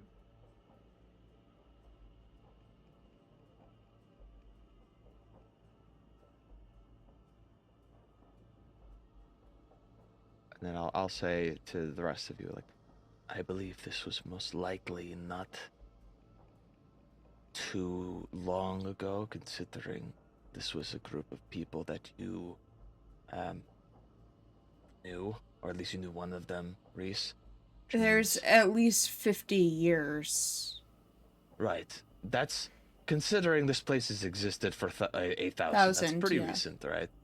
I think that means we can bring those back to life, which means, and I don't think it's been long enough that, with the time stop especially, I think if that is something you wanted us to do, Reese, that is something we could do. And you do have all of those diamonds from the Dragon's Hoard. We have a lot of diamonds. We have plenty of diamonds thanks to Cecil. I think I can see their bodies within the sphere of that spell. You can. The rest of you cannot. When that spell goes down, I will take them away so that we have a place to fight, and they will not get sort of caught in the middle, if that makes sense. Yeah. I can do that. I'll spend my time getting them atop Rottrot and have Rottrot escape while we focus on fighting what we need to fight. Okay. There's one more question. Khan, do you have anything you would like to ask? No, I don't. If you have a burning question. I have a question, but I will leave it up to you, Reese, if you still have something you want to ask.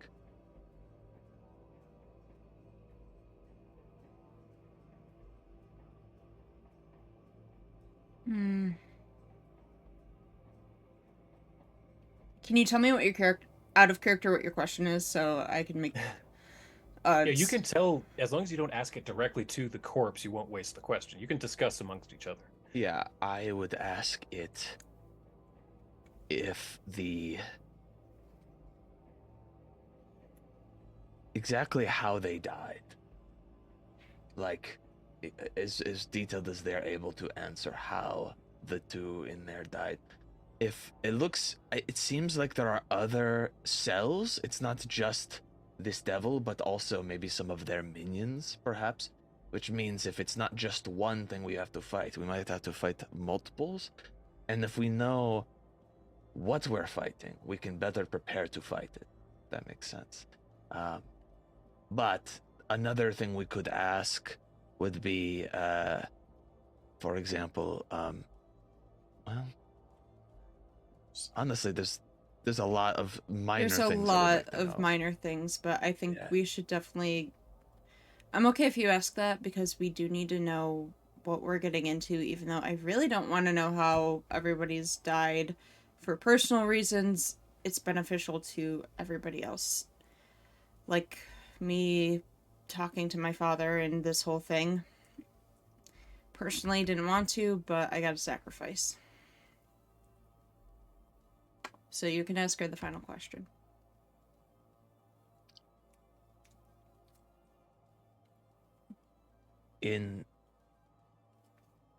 By whom and in what manner did each of you die? All of us were beset upon by the demons of the labyrinth. In the labyrinth, they were shades. The true ones are imprisoned with Zalishkar. All 7. And as she says that, you notice that there are 7 prisons surrounding the central one. So I had a feeling out of game that one of each of these was like a sin. Yeah. Mm-hmm. Okay, goodbye. Sorry. Bye, Bowie. No, that was Mason. Ah. Bowie, yeah, I don't know where he is. But Mason decided to cuddle. But as the skeleton answers that last question, it goes limp again. The bones rattle against the ground.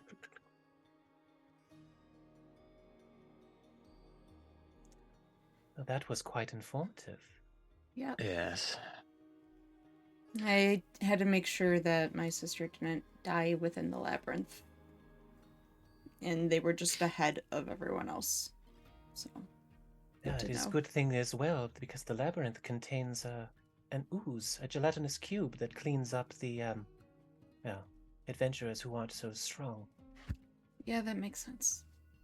I'm surprised we didn't run into it, actually, now that we think of it. No? I'm gonna spend a minute to cast Rewinding Step Oh, on top of Rot Trot.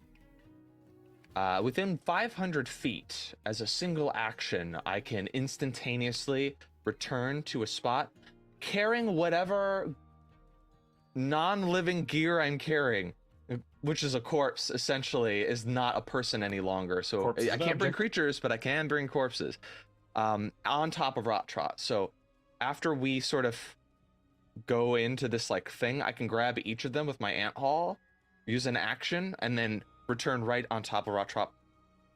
That's my plan going in. It takes a minute to set up, and then it lasts for 10 minutes. Wonderful. Yeah, you have more than enough time to set that up. I'd like to imagine that the magic has a long, thin, shadowy filament connecting Rot Trot to this space. Or rather, it's me, I think. So it's like my shadow is here, and then as I walk, the shadow just follows. It's like my shadow just gets longer and longer. It's like it's staked to one place. Yeah. That's very cool. So yeah, you're willing to do where you're able to do whatever you need at this point. Yeah.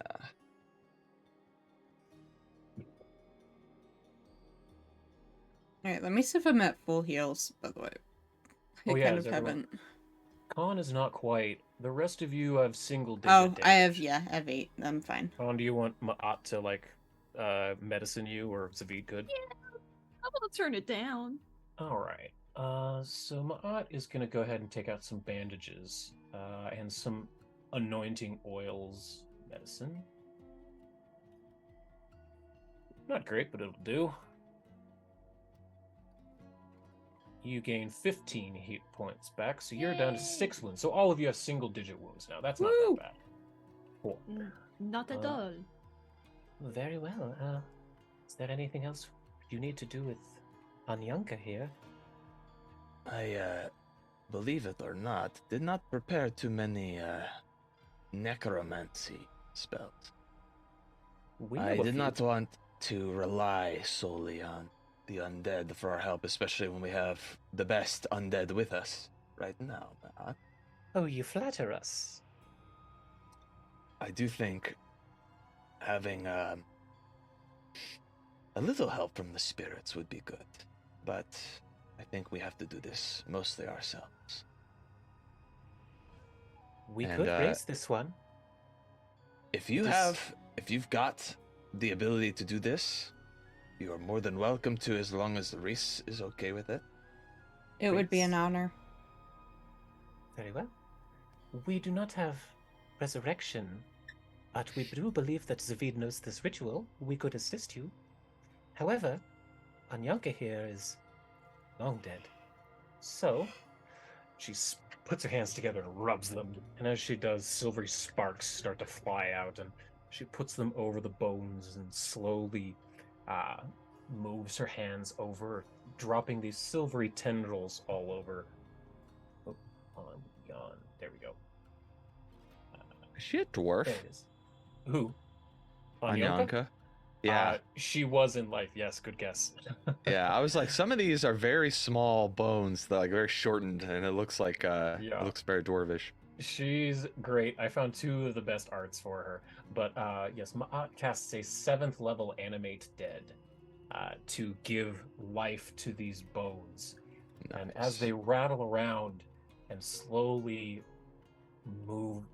lift up and sit up, you see that it's clearly a beautiful skeleton, or at least was beautiful in life.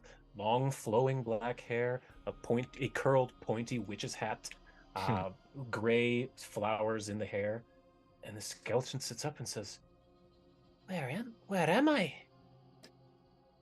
Who are all of you? You're exactly where you were when you fell. And We're going to need your help to rescue the bodies of your companions. Which happens to be my sister, being one of them. We don't have much time. Everyone, let's get ready. Mm-hmm. and she reaches up with her bones and touches your face, Reese, and she goes, Reese? What happened to you? What happened to me? as she looks at her skeletal hand on your cheek. What? Time passes, and, well, you went out with a bang. Oh, that's right. And she touches the necklace. Well, at least it worked and I didn't blade out. But what's happening? This is freed? And she immediately begins to start panicking and standing up, looking around. I say to her, You did a great job with this spell. Can you release it, or do you need us to do this for you? Oh, the time stop. No, I can take it down. I'm amazed that's still there. Now that you've done this, let me drop Anyanka Jenkins onto the actual map here. Now. Anyanka Jenkins! Let's see, where is she? Now I can get rid of that one because she's no longer on the ground. Cool. And I will say that it's technically not a Leroy Jenkins reference. Anyanka Jenkins is actually a Buffy the Vampire Slayer reference. But yes, I do like the Anyanka Jenkins.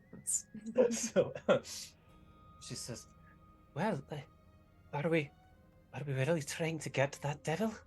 We had a hard enough time with the things around it.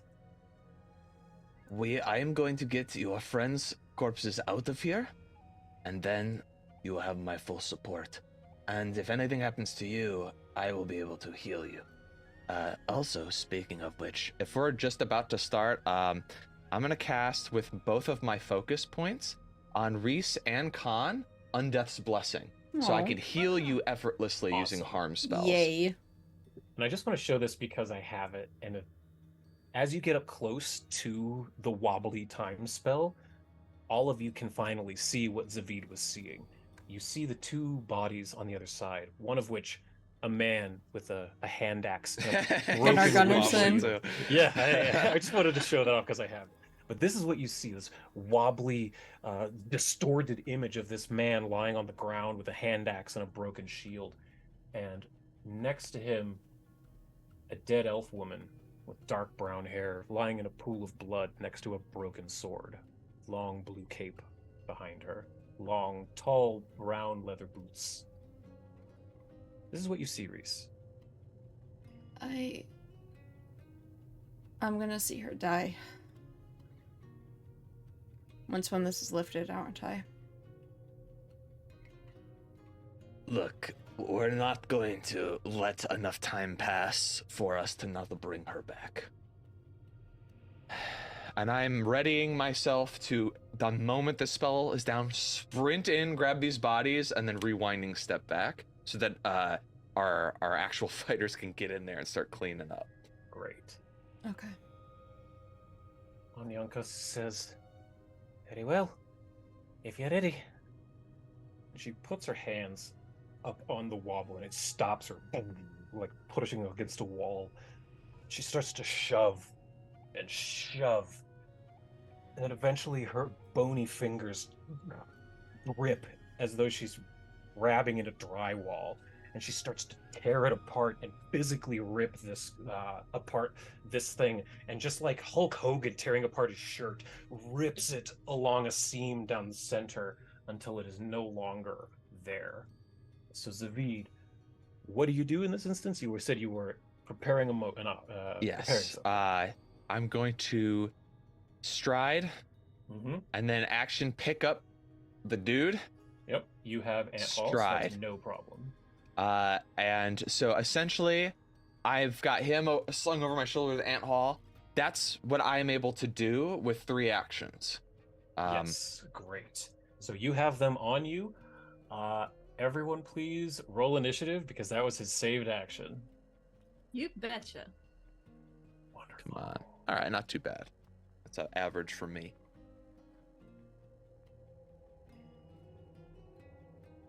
Okay.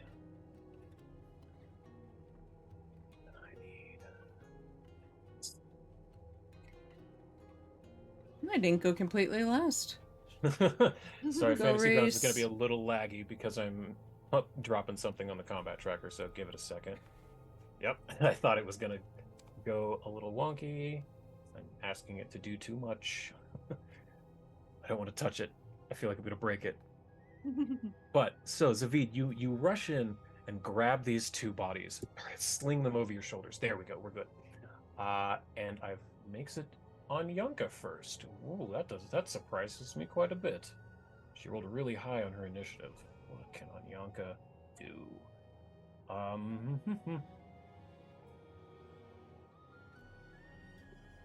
Ooh, that'll be good. She's gonna use all good. Yeah, she's gonna use her actions to cast Safe Passage on you, Zavid. So, bam. Ooh. You gain a +2 status to AC and saves against effects that would slow you down or like hazardous terrain, anything like that. And she can sustain it for 10. 10 foot wide, 10 foot tall, 60 foot long of section of terrain, not just a target. So 60 feet of terrain between you and Rottrot is now like, it can't become difficult terrain. You gain a +2 status bonus to saves against slowing you down and a +2 AC. Cool, so that's her. Yeah, so what happens is, as you grab those and Anyanka begins casting the spell to clean the way for you, you see in the center the central crystal, which within has a horrifying creature. Stands upon 2 legs and appears to be fully armored, holding 2 swords dripping with liquid fire that are frozen in time inside this crystal. And cracks begin to form up top. As they slowly and faster and faster begin to overtake this crystal, as finally it bursts. And before you, yeah, thank you. And before you stands the visage of Zalishkar of the Bitter Flame. Oh, this is like a fucking Warcraft villain. Let's go. So, first things first, are any of you good aligned? Because Ma'at is, and that matters. I can't remember. I can't be.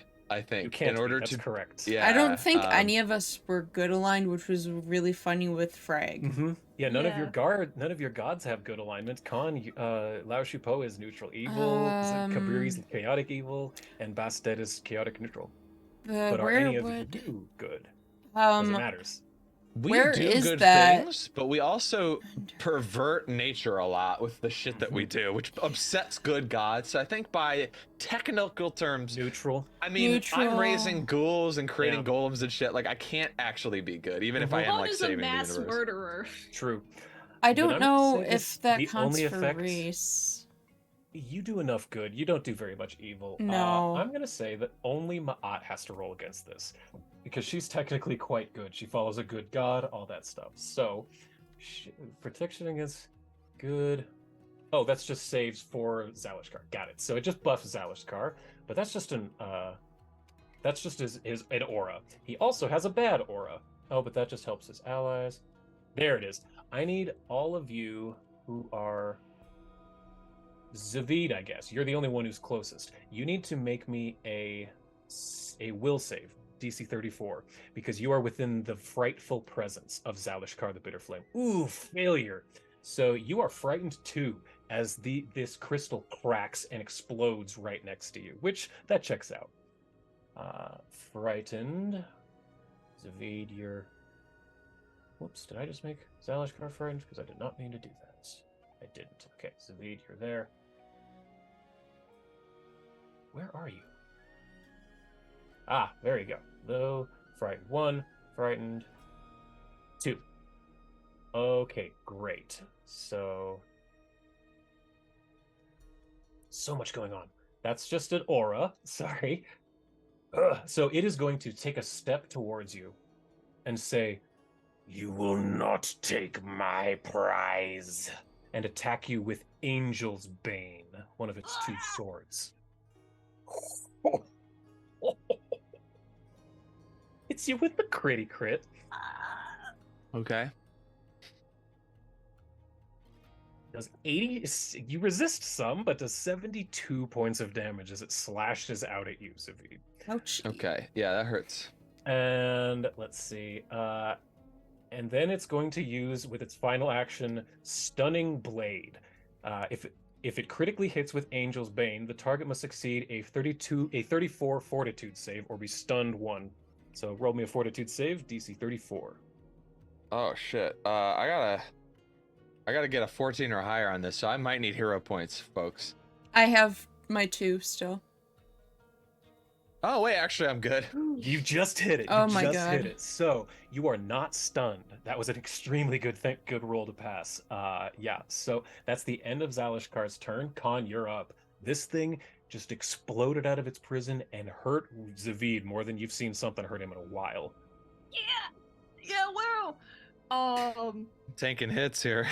I'm gonna get over there. How many feet away?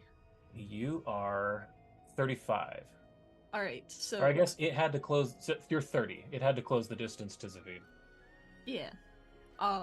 So one action stride. Okay. And then I could tumble through to That's hopefully true. get flat-footed on. Yup. So roll an acrobatics check. That's against its reflex DC, so you need a 36.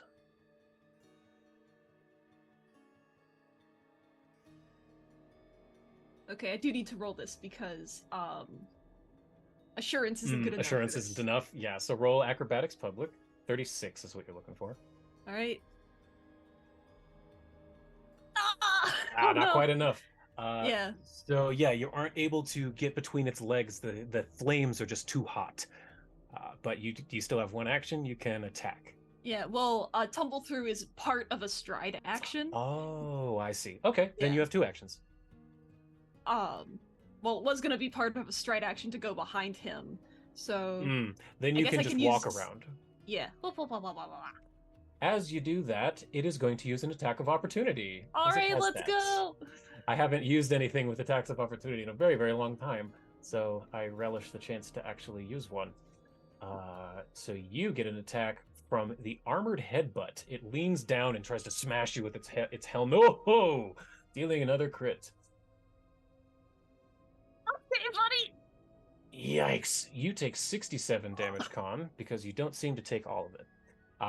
It hurts a lot, but you do manage to position yourself to flat his feet. Boom. There you go. You still have an action. I'm gonna stab him. I think I hate him more than I've hated anyone. How dare he attack me? Reese, you're on deck, by the way.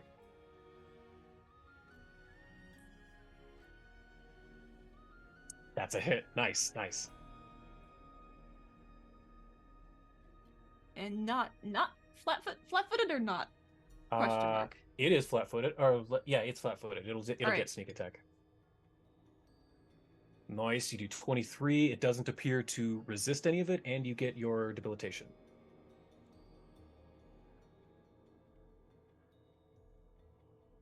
Let's see if he bleeds. See if he bleeds. 3d6 Okay. persistent bleed. 3d6 Yes. persistent bleeds. Let me give him that. 3d6 bleed. Cool. That's the end of your turn. That makes it Reese. This thing is kicking the crap out of Con. Yeah, he's and gonna Sabine. stay at the distance where he is. Mm-hmm. And he just like, okay, ugly. You can go and try to kill my sister, but you're not killing my friends too. That's just out of line. And we're gonna make that his hunted prey. Mm-hmm. And boop. So I made Okay, it your target, so go ahead and do the buff things. doop. Designated target. Yep. And then Hunter's set precision. precision, yep. And then we're also gonna bog it up. Yep, flurry. Flurry of those blows. And with the remaining 2 actions, he's gonna sink longbows into him. Rad. So you get 3 shots. 3 shots. Ooh, Well, good hit. That's a good hit. Ooh. Yep. Not a crit, but still good. Alright. So, Okay. Then you get your second one at that as well. So Yep. see if it hits, because if it does, you can just roll crit damage. That's the benefit of that's true. flurry, because it overcomes resistances. oof. Okay, just one goes through. Second one doinks off its armor and flies off into the infinite void. Cool. Ooh, it resisted a lot of that. Yeah, it does have Partially. some resistances. Let's see which one is. But yeah, that's your second one, so you get your third attack as well. Yep. And that's at the penalty. The bottom one, yeah. Bottom one. Okay.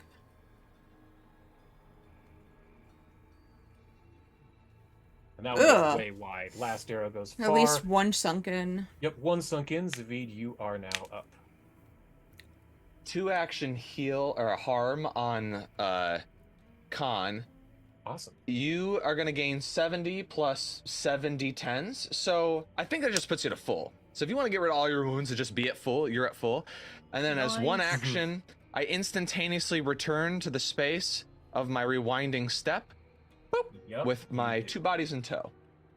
And boop, they both go with you at the same time, like that. That's my turn. Awesome, perfect. So you are now back over there. End of your turn. Brings it to, give me a second. Tick, tick, tick. There, it's Ma'at's turn. And Ma'at's, okay, point of order. You said you cast Undeath's Blessing on Khan?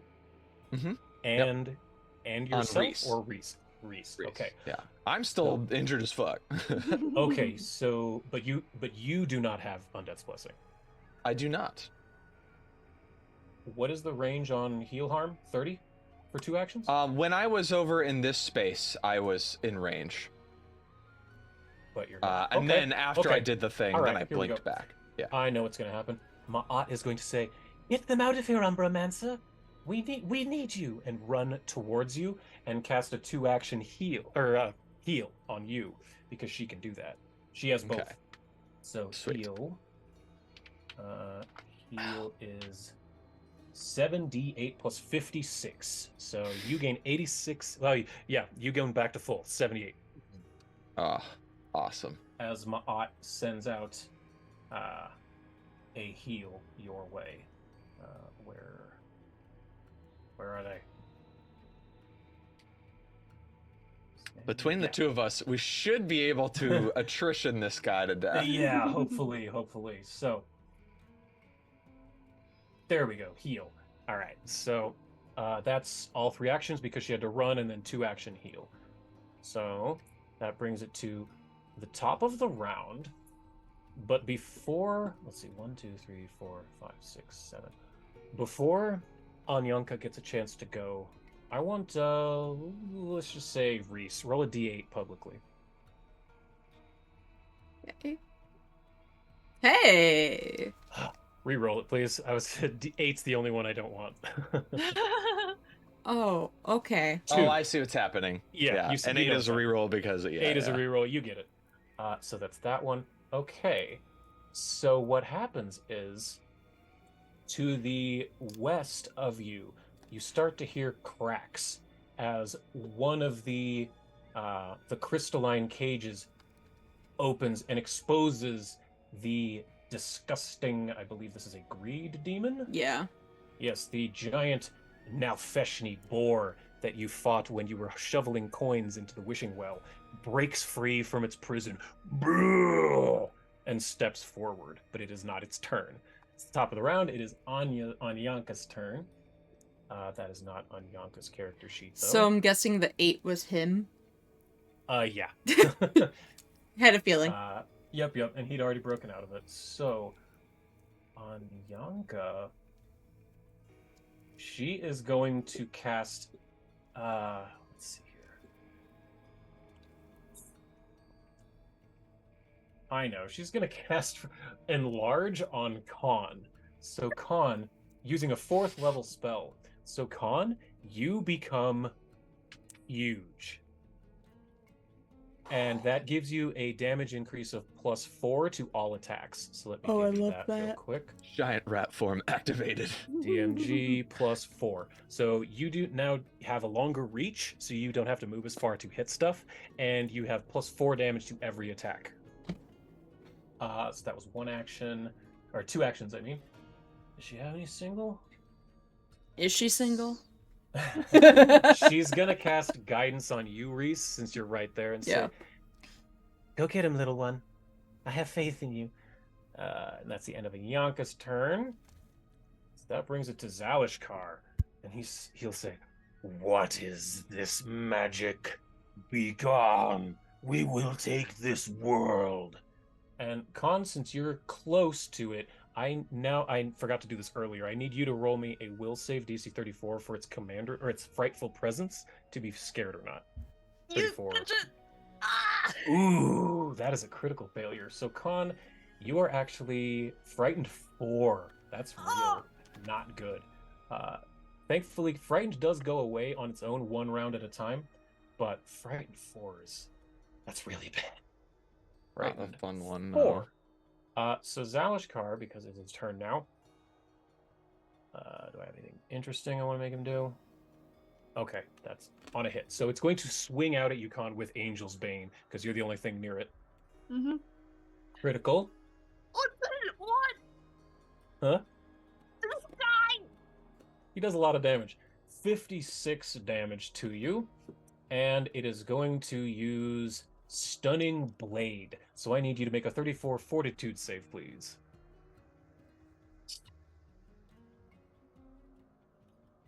Oh, Jesus. Oh, man. You are stunned 2 for 1 round. So you only get only 1 get action 1 next action turn? next round. That is right. Okay. Stunned on stunned 2. I know what to do. Stunned and on then he's stunned going action. to walk away from you right up to Anyanka. So that's the end of his turn. Khan, you take a little... What damage? You bleed damage. Oh no, he takes the bleed damage because you made him... So he does bleed. That you have determined. He does bleed. However, he passed his save, so he's no longer bleeding. Khan, you're up. You have 1 action. But he's still in range of you. And he's still flat-footed because of Anyanka. What kind of effects does Frighten 4 have on me? It reduces basically all of your rolls by 4. When I'm just attacking this guy or in the mere presence of him? It's just going to happen for the next 4 rounds, no matter where you're located. Okay. But each round, it ticks down by 1. So once you take this turn, you'll be frightened 3. Next round after your turn, you'll be frightened 2. Unless you can cast a spell that reduces it or something. Mm-hmm. Yeah, I do not think I have that. Do I have any, like, I don't know, drugs in my inventory? Yeah, I was going to say, now would be a good time to, like, pull out an item or something. Yeah.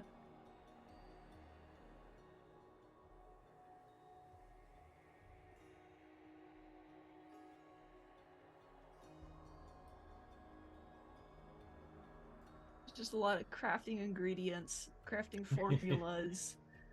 Reese, you're on deck, by the way. Yep.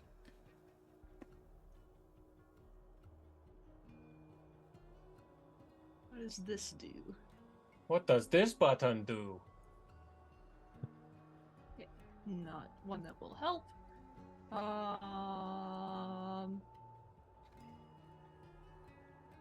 Yeah, I don't think I have any end frightened condition potions. Mm-hmm. Do you have anything to heal yourself? I do have some health potions. Yeah, you should probably take that. Yeah, since you only have the 1 action and you're at a -4 to everything, pulling out a potion would be a great usage of it. But then I won't even heal, I'll just have a potion. That's true. True. You won't heal.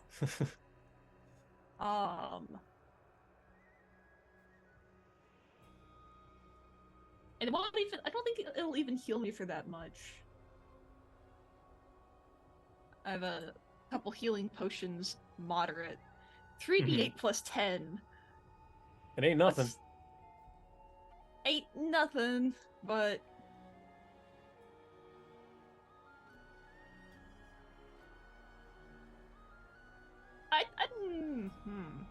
I just turned on that music you linked, Shane. This is good. Yeah. I'll try to go for the bonk. I've got something to prove. All right, go for the bonk. Let's see it. It's flat-footed. Yeah. Yeesh.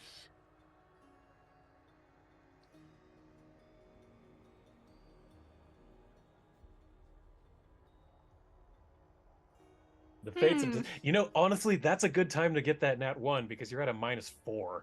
Like, you probably weren't gonna hit anyway. Well, it's a good thing, actually.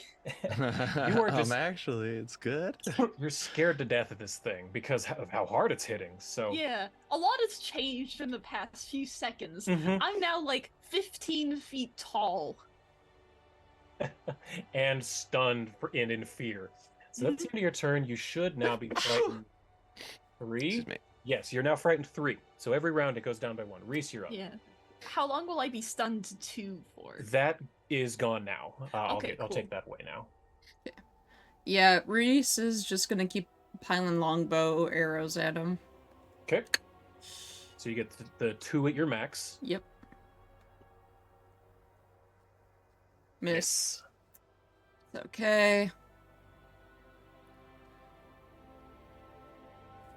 Ooh, there you go. Oh yeah, that hits. Nice. That one definitely hits And right in the shoulder.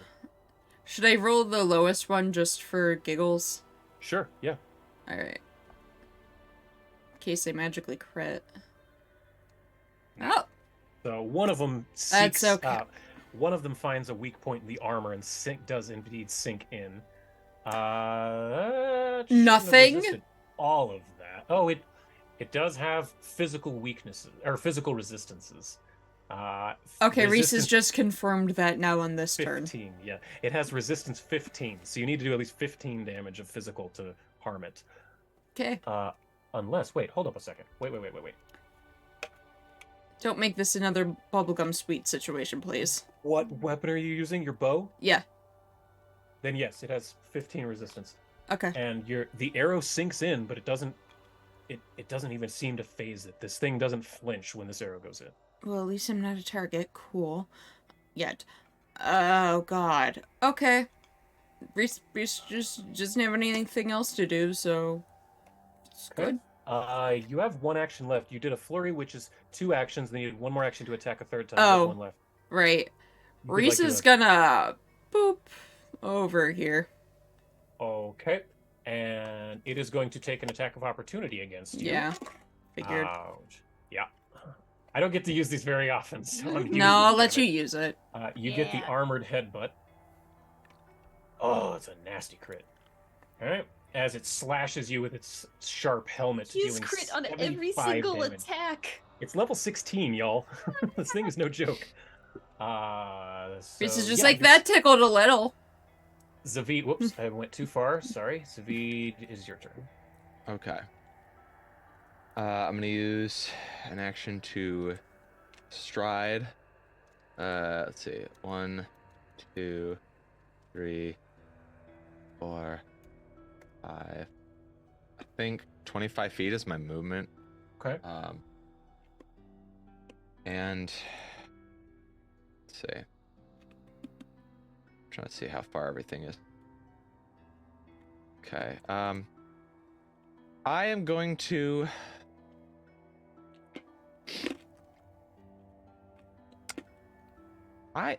Unfortunate. No, wait a second. I'm on Rot Trot. What the fuck am I doing? Yes, you are. Yeah, I let those bodies to the ground as a free action. I'm gonna move with Rot Trot. Rot Trot can move up to 80 feet as a flying Absolutely. steed. So I would like to do. I would like to move not up to 80 feet, but like, let's see. I want to get Khan within 30 feet of me. Like, I want to get right here. Perfect. I will move Rot Trot for you. Bam. Awesome. And then I am also going to use Soothe. Soothe is works a little differently. It is a mental ability, and knowing that you are sort of in the crosshairs half the time with your abilities, Khan, you grace the target's mind, boosting its mental defenses and healing its wounds. You're going to regain, let's see, I have this maxed, so 7d10 plus, what's 7 times 4? 28? Plus 28. And you get a +2 status bonus against mental effects, including fear, for 1 minute. So you're gonna get +2 to all your stuff. Thank you. I'll let you have a new save because he's doing that. Normally you wouldn't get an extra save, but the magic, I'll let that happen. That's very cool. Will save with what bonus? +2. It'll be a will save with +2, so go ahead and roll that. So you gain 65 hit points back, and now you have for 1 minute a +2 permanent bonus against any mental effects that ask you to make a save. So that heals Khan to full. I just took care of that. Frightened 3, so that's 20. That's not going to be enough. Yeah. It doesn't get worse though. Doesn't get worse. And that's my turn. That's my whole turn. I am primed. Yeah. I'm ready to take a more full part in this fight now that I got those bodies out of the way. Fantastic. After that, it brings it to Ma'at. And she's going to say, "We have waited for this for quite a while." And run up next to you and look past all of you and say, "You're mine now." And cast Bind Fiend on the Nalfeshni. Nice. So it's going to need to make a will save. Get him! Get him! Ma'at, target the Nalfeshni. Bind Fiend. Will save? Where is that? Oh, and that's right. I need to make its make it. Will. Oh, it has a low will. And it fails. So the Nalfeshni is now. It stops from moving. And its gaze moves over to Zalishkar. Zavid, when you cast Animate Dead and stuff, do they get a turn that turn, or does it start next round? Animate Dead gets one, I think, action. One action that turn. Okay. So if I use all 3 of my actions to make a zombie, it can wherever it appears. If it wants to make a strike, it can do that. If I need it to move, I can have it stride once, as part of the action. Okay. Okay. Cool. So. I hope I'm not wrong about that. Maybe someone can correct me if I am. It is going to cast Divine Wrath at Zalishkar. So a blinding, sickening light shoots out of its eyes and hits Zalishkar. Critical success. Doesn't do anything, but Ma'at has taken over the Nalfeshni for the moment, which means I believe that's the end of the round. Top of the round is Anyanka. What does she want to do? Holy crap.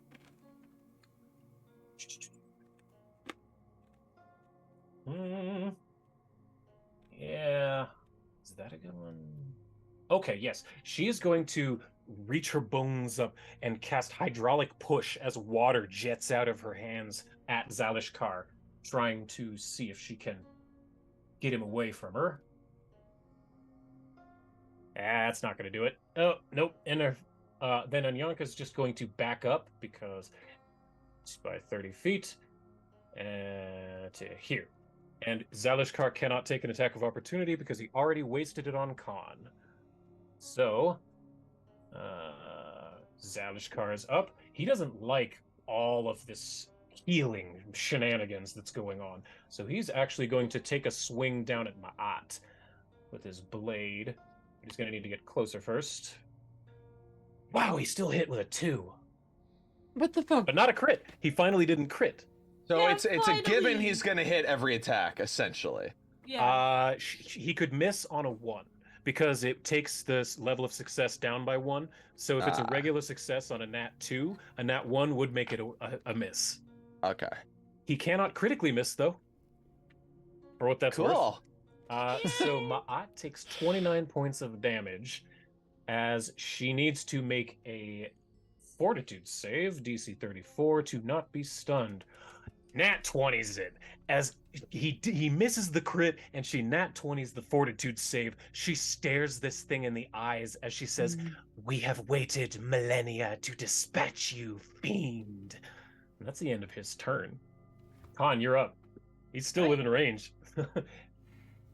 With the 20 feet?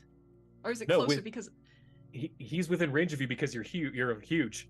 That's right. The 20 feet is like from the center of my being as opposed to my arms. Right. Alright. He's not gonna know what hit him. Oh, I mean, he could probably assume that it was me, but...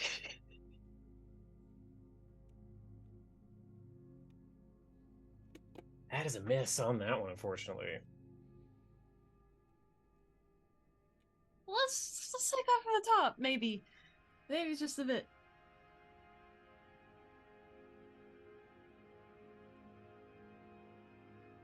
Oh, that was better. That's a hit though. Right on it. Because he's flat-footed.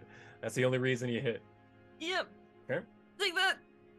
So that tells you what his AC is. And you can have your debilitation. You want him to bleed again? Or do you want something else? Let me double check. Sure. Yeah, let's just go with bloody debilitation. Let's do that. All right. Purse. 3d6 bleed. Perfect. End of your turn, right? Or do you have one? I've got one more action. Perfect. And you do know that his attack of opportunity has been used, so you can freely move. Well, no, he just had his turn, so it resets. Oh, you're right. You're right. I'm wrong. He has it back. How about I learn from what happened last time and use my last action to get a healing potion ready. Perfect. So now you have a healing potion in your hand, ready to go. Yippee. Reese, you're up. Yeah, Reese is going to take... let's see. Actually, he's going to take one of his daggers and chuck it at him. You're going to chuck it or you're going to stab it? If you're in melee range, you're going to take a negative. Oh, I'm in melee range? Okay, cool. Yeah, then I'm going to go up and just attack it with my striking dagger. Sweet. For 1. Actually, do it with the +2 greater striking, Silver. Okay. Yeah. That one's the correct statted one. Actually, I'm going to get rid of that +1. Those ones are duplicates of your previous. Ooh. But he has Wog up, so he's going to try it again. True. Go ahead and get a second one. There we go. Come on, buddy. Roll. Oh, yeah. Oh, thank God hit. So, yep, go ahead and roll your damage on that one. Okay. And you notice that your dagger sinks into this. Whereas your arrows didn't seem to do any damage, this did some damage. Ooh, that's like butter.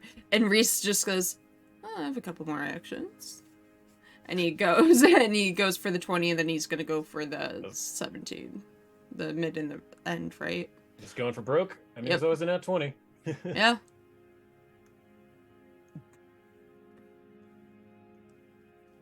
Okay, 17. Mm-hmm. Yeah. Yeah. That's a hit. Yep. Yeah, that is a hit. You are very unlikely to hit with your last one, but that one does hit for sure. And actually, that should have done an extra. The first attack should have done an extra D8 because of your hunted prey. So roll a D8 in the chat, and I'll add it to it. Okay. I'll take it. Okay. All right, and then the last one, he's just like, you know what? Fuck it. Why not? It's always a nat 20. Now, you donk against his armor, and that one doesn't seem to find any purchase. Zavid, you are now. Not to be a little stickler, but does another one of these demons come out each turn? It does on a specific round. Okay, got it. It's round based. I didn't know if you had forgotten. No, or I didn't. If, yeah. I do appreciate that, but it's not once per round. It's once every other round essentially. So there's another one coming on round 3, which is this round.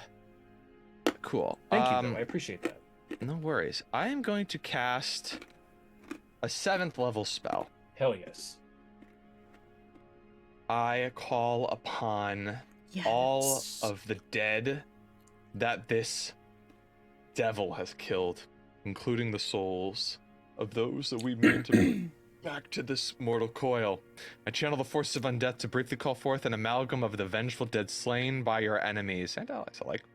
This amalgam manifests as a large tornado of insubstantial howling faces. It occupies the space of a huge creature and has a speed of 60 feet. I am going to localize it right on top of this bitter flame guy, like right here. Mm-hmm. And in this 60-foot emanation, he's got to make a fortitude saving throw. However, before he does, I would like to invoke his true name and give him a -2 on this. Yes. Hell Call yes. out his name and say, feel the wrath of all of those who seek vengeance against you. What was it? Zalishkar? Zalishkar of the Bitter Flame. Zalishkar of the Bitter Flame. So hopefully, I bet it has an insane fortitude save, but maybe it might fail with a -2 to that. Yeah, -2 to this. Please. 38. So that is a It's a success. but It not a is crit. frightened for sorry, wait a minute. It is drained. It is drained for 1 round. Ooh, drained is a good one. Yeah. Drained onto Zalishkar. Hell yeah, that's a good one. And this fucking tornado of souls appears, and you see multiple different people that he's killed, even demons that he's killed, maybe the soul of an angel or two in there, and amongst the tempest there is the soul of one Gunnar and one I forgot her name actually, the sister, sorry, Adelina, who are also trying to take him down from beyond the grave. That's all my actions to do that. The whole process takes all of my actions. That's awesome. Yeah, okay, great. End of you, Zavid. No. No, not the end of me, no! Not the end of you. Not yet. Now is when it happens. Another one of the crystals starts to crack. Who rolled last time? Reese? Let's say Khan. Roll a D8, but re-rolling a 7 or 8. You betcha. All right, 5. 2. Cool. So that's. Oh, is that this one? Which one is that? I want to make sure real quick. Okay. Why is that like that? There we go. So, as the crystal to the northeast begins to crack and split open, there it is. You see 2 of the bat-like Nabasu, the gluttony demons, like with purple skin and bat wings, standing before you. Where's the other one? Nabasu. There it is. Okay, so they are both up on the map, and they don't get their turn yet. Can they make some fortitude saves as well? They can. For what? They have entered the area of the vortex of death while it is still up, so they got to make a save as well. Great. Both of them? Yep. Okay. Though they don't have any penalties to this because I didn't call their names out. Sure. I'm sorry, with fortitude? Yeah. Yeah, so fortitude. 30 is a fail, and ooh, what is that? 23 is a critical fail, I think, right? Or no, that's just a Yeah. regular fail still. You 32? Oh, that's a regular. 23 is Yeah, so regular. they both they're regular both drained failed. 2. Drained 2. Damn. Okay, give me a second. And this Drain. lasts until the end of my next turn. Shit. From what I okay. understand. Unless drain goes down by 1 each turn, then it just does it automatically. Unsure on that one. Where's the second one? There it is. Nabasu. It is drained 2 for 2 rounds. Wonderful. So that's just when they appear. But now it is this one's turn. And it's going to fly over to Khan and try to bite at you. It's going to miss. And then it's going to follow up with a claw attack on you at a penalty. Well, I rolled really, really high, but I wasted a nat 19 on this guy, so you're welcome. You take 14 slashing damage from this demon as it starts clawing at you. That brings it to Ma'at, who doesn't like this shit one bit. See, Khan, how damaged are you? Are you hurt? No. I No, was. not much at all. Not Who much was? at all. I was. It was Reese that was hurt? Okay. I'm at 105 right now, but could be at 188. I gotcha. Okay. So Ma'at is going to look to you and say, Heartseeker, get back in that fight. We need you. And then cast Soothe at how much you said you need? About 80? 83. Gonna cast Soothe at 5th level to give you 5d10 plus 20. You gain 35 healing back. Hey, I'll take it. I did not mean to give you that, but you aren't wounded anyway, so it's fine. I got it. Still has 1 action remaining. And now you've also got the +2 against your mental saves as well, which is good. Ah, yes. Yep. So she's going to cast Inspire Courage on all of you. And she's going to attempt to linger it. So performance check. Do you have to let That's it a linger? critical, so all of you get that for 4 rounds. So let me go ahead and update that for you. So now a +3 to fear effects. That's good. Yeah, 4 rounds. Then wow, Con, you have a lot of effects on you right now. Holy crap. Yeah. 4 rounds. Reese, 4 rounds. And Zavid, 4 rounds. Great. So then that is the end of Ma'at's turn. It's the now Feshni, this big nasty demon. I'm listening to the coolest song right now. But it's going to walk over here, attempt to grab this little creature, the Nabasu that just attacked Khan. Critically hit with its grab attack, and it is going to eat it whole.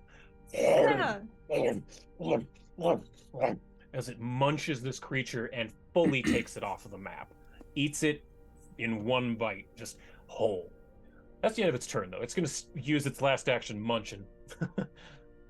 So, let's see here. No. Top of the round, it is back up to Anyanka Jenkins. That is not her character sheet. Let's see, what has she got? We need to get some shit going here. Okay.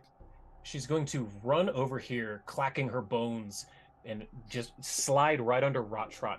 And facing to the west, she's going to cast Cone of Cold as a blast of cold energy shoots out at Zalishkar. So he needs to make a reflex save. Oh, and he rolled bad. Oh, he succeeded, but half damage. Still, he rolled really bad. So he still takes 24 damage as he's blasted with cold. His flames seem to die down just a little bit. It's the end of her turn. It is the other Nabasu. It is frightened as hell of what just happened with that now Feshni. So it's going to fly down using 2 actions to here and try to bite at Reese. I'm very biteable. Great. But not that biteable. Not that biteable. So this guy is starting to look a little surrounded. Just going to spread this all out a little bit. He's going to attack with his sword You know what? I'm just gonna roll for it. Let's see. 1, 2, 3, 4, 5. It's gonna swing out at Anyanka with Angel's Bane. Rolls a nat 1, missing. So he's at his penalty now. We will have all of you. You shall not take our freedom again. And he swings down at Ma'at. 2 nat 1s. That's wild. I'm screenshotting it. That's crazy. And plus, you can see he missed. And I told you earlier, he only does it on a nat 1. Let's see what happens. Wow. He screams out, "No, we will not stay longer." As he swings, as he tries to come down on Zavid. Mm. Nat 9, only a regular hit. Damn. Not bad. That was, all things considered, that was incredible. So you take 35 damage, Zavid, and that's the end of his turn. That could have been so much worse. He takes 6 points of bleed damage, and nat 20 is the DC check. So wasted a nat 20 on his bleed. So he's no longer bleeding. Khan, you're up.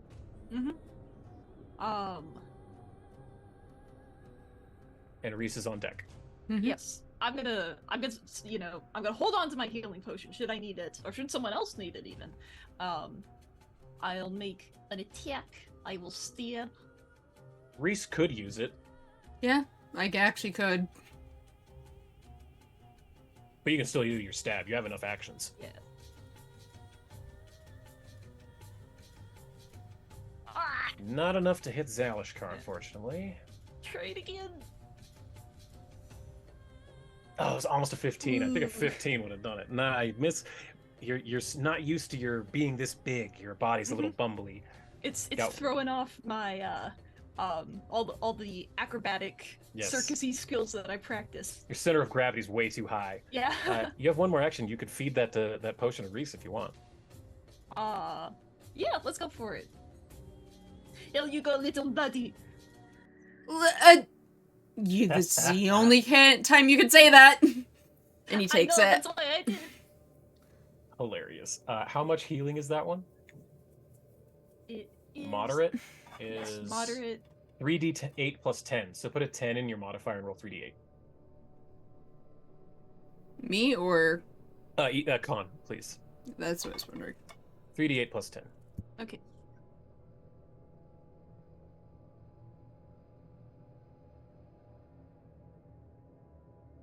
Nice, 26. So 26. that's. I'll take it. There you go. Yay. I fixed your hit points there, Reese. So Thank yeah, you. giant Con feeding this healing potion down Reese's throat. You start Baby to feel birding better. it. Yeah, baby birding it basically. Reese, that is up to your turn then.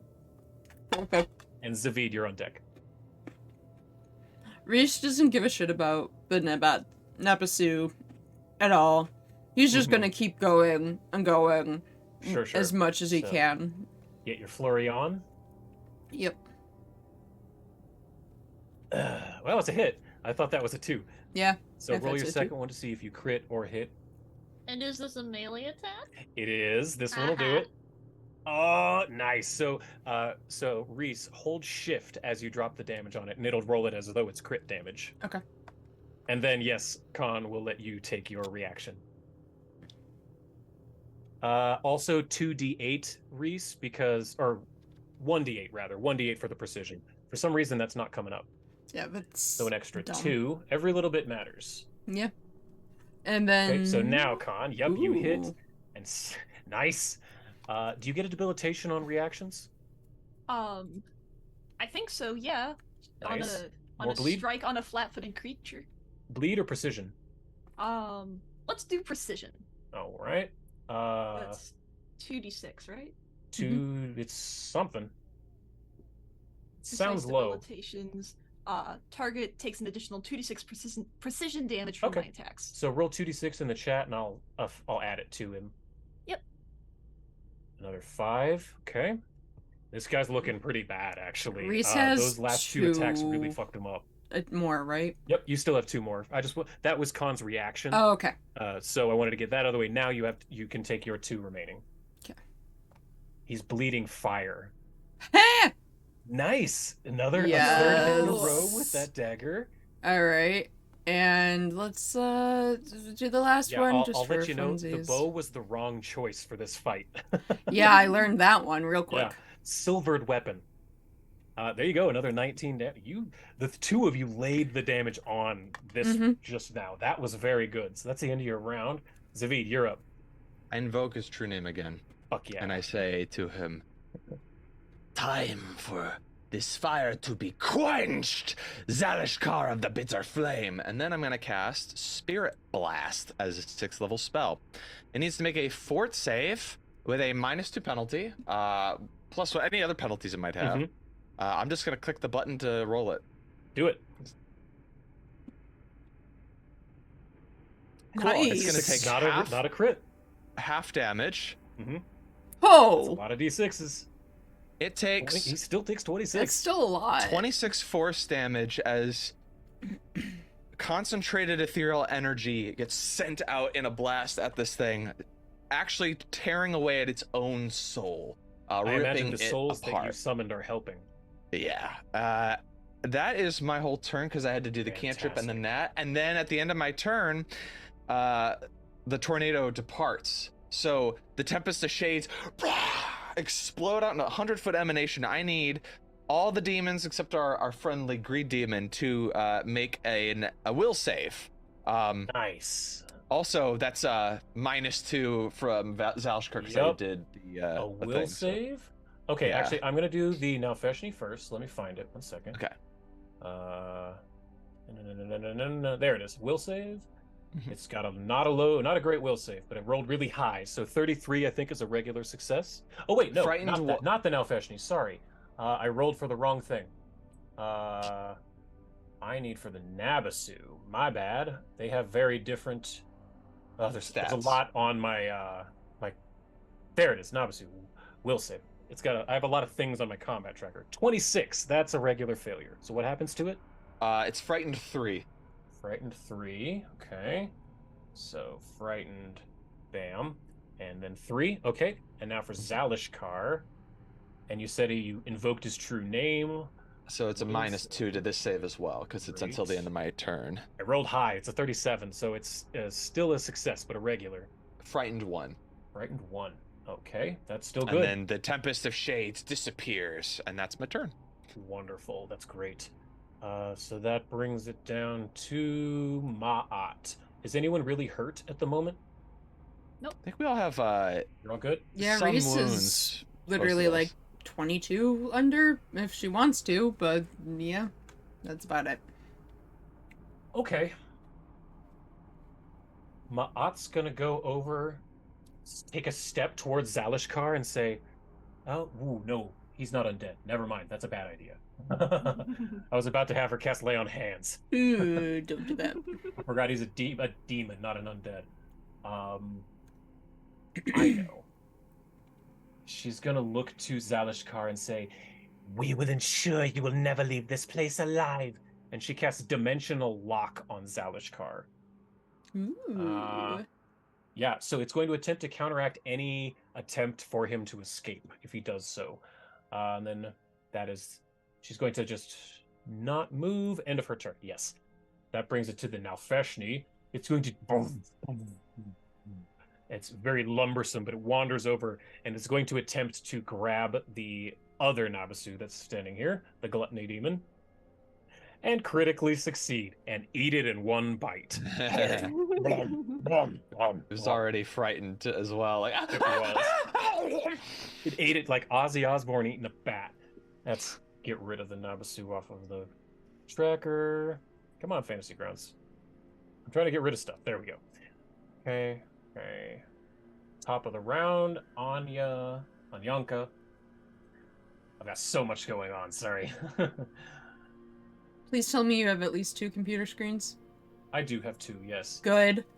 Uh, Like, do we have to make an Amazon wish list for the no, DM? I have a second one up right now. I just have so much going on. Okay. Let's see. Yeah, she's going to... Oh, that's not helpful. Fuck. She's just going to try the Cone of Cold again. Blast out, since she has an open spot for it. So, gets a reflex save against this bastard. As more... Oh, that rolled really high. That's a critical success, so it doesn't help. She's going to cast Shield. It's the end of her turn. But Zalishkar is not liking any of this. He's going to swing down at Ma'at once again. We will not be silenced, and crit. Make a stunning blade, so she needs to make a fortitude save of 34. Passes, so she's fine on that. And then he's going to use his last action to use Embrace of Juriel. The need is a success on the Angel's Bane strike, pulls the creature 5 feet closer, and grabs it with the other sword. So Ma'at is now grabbed. There it is. Okay, that's the end. See if it survives to do anything in the next 3 turns. Right. On, you're up. It's even more personnel. Super personnel. It's the most personnelist it's ever been. Why don't you pick on someone your own size? But that's it, yeah. Hey, I'm over here. Am I not scary enough? Oh, it's almost 19, but still a hit. I'm gonna take this damage plus 2d6 precision damage. Okay, so roll the 2d6. By the way, is I don't think it's drained any longer because the thing went away. So you might want to. That might affect its hit points. Okay, which would be hold important. up.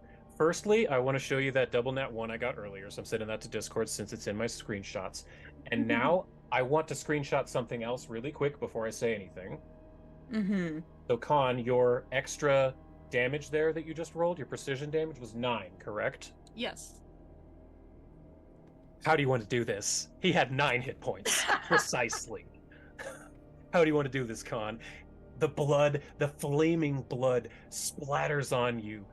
It burns and singes your fur. How do you do this? Ma'at is like grabbed by one of the swords, right? Yeah, he's holding her like Obi-Wan with the lightsabers on Count Dooku's neck. He's basically got them at her neck and he's holding her there. He's about to go like this. Mm-hmm. Khan in her enormous rat form, and her gigantic gladius is going to lop off his arms since they're like extended in front of her. Okay, so while Khan is in that, can Reese just be like on her back? Mm-hmm. Thank you. He needs this. So you take your gladius and you slice up, and with one beautiful motion slice down, seeing the slight opening in his armor here. From their tall vantage point, you see there's a weakness at the shoulder, and you come down with your mighty blade, slicing through his arm like butter, and with nothing stopping you, cutting off the other one. Bouts of burning blood shoot from Zalishkar's shoulders as it falls to its knees. I will never let you do. As it falls to the ground, motionless. Well done. Woo! Woof! And like Reese is just like, yeah! Just like Matt, are you okay? and he climbs down. We are fine. Our brain is in a jar back at the palace. We could have just put it back on, but it would not have felt good. Cast harm as a 2 action. That's 70 plus all the D10s. I think it just removes all of her It will. stuff. She has 89. If you want to see the number, go ahead and roll it. Yeah, why not? I'm gonna roll I'm gonna also do a harm on Reese and Khan in case they're missing any hit points. Cool. Yep. So all of you will heal something like this amount of hit points. Oops. Reese has 22. one Khan more. has 14 wounds. Oh my god. So 105. So 105 for everybody. All of you are at full Who needs health. it? Oh, good. Reese is full. Yeah. Yeah. The 3 of you are back up very much full. Full. And then Con, It's all my you're also harms. full. Perfect. Well, that was invigorating. We have not had that much fun in millennia. Yeah, no, I would like to. Did the guy have any swords, any cool shit on him? I want to take his stuff. No, they all disappeared. Even Nelfeshny? The Nalfeshni's still there, but the Zalishkar himself he melted essentially as he was bleeding out. His body and form Wicked melted Witch. with it. Wicked Witch style, yes. And he had dimensional lock on him, so it's He not did. like he went anywhere. That is correct. He had dimensional Okay. lock on him. Yep. Okay, so Reese. I want to. Dead and gone. I want to see. Are we okay? If that's the case, now Feshny just ate two. What demons were these? The ones up here? These Gluttony. were The And gluttony the- demons, yes. the gluttony demons got eaten. Yeah. By greed. Agreed, yes. You know, they're really not that different. Greed and gluttony. But really not. I think. I don't know what we do now. And now that combat's over, you can look and see what's left in the crystals. Like you, actually, Yeah. I'll even just do this. Now that combat's kind of over, and you can sort of see what all is here. Another one would have popped open this round as well. I think Yeah. that's almost all of them. Nope, a couple more. There we go. And there would have been the big dretch, but he would have been on your side. Aw. Yeah, because you cooked him a food and you sang him a song. He would have been on your side. Oh, nice. Cute. If you'd gotten that one, he would have been friendly immediately without wasting a spell. Aw. But those are the Nice. ones you see. They're still encased within the crystals, but they're there. Yeah, Okay, Reese doesn't give a shit, and he's gonna run over to where the bodies are. Yeah, I'm gonna search the crystal, the shattered crystal for anything, of course, and then I gotta step away for just a second. Do you need me Sure. to make a Make a perception in the tower.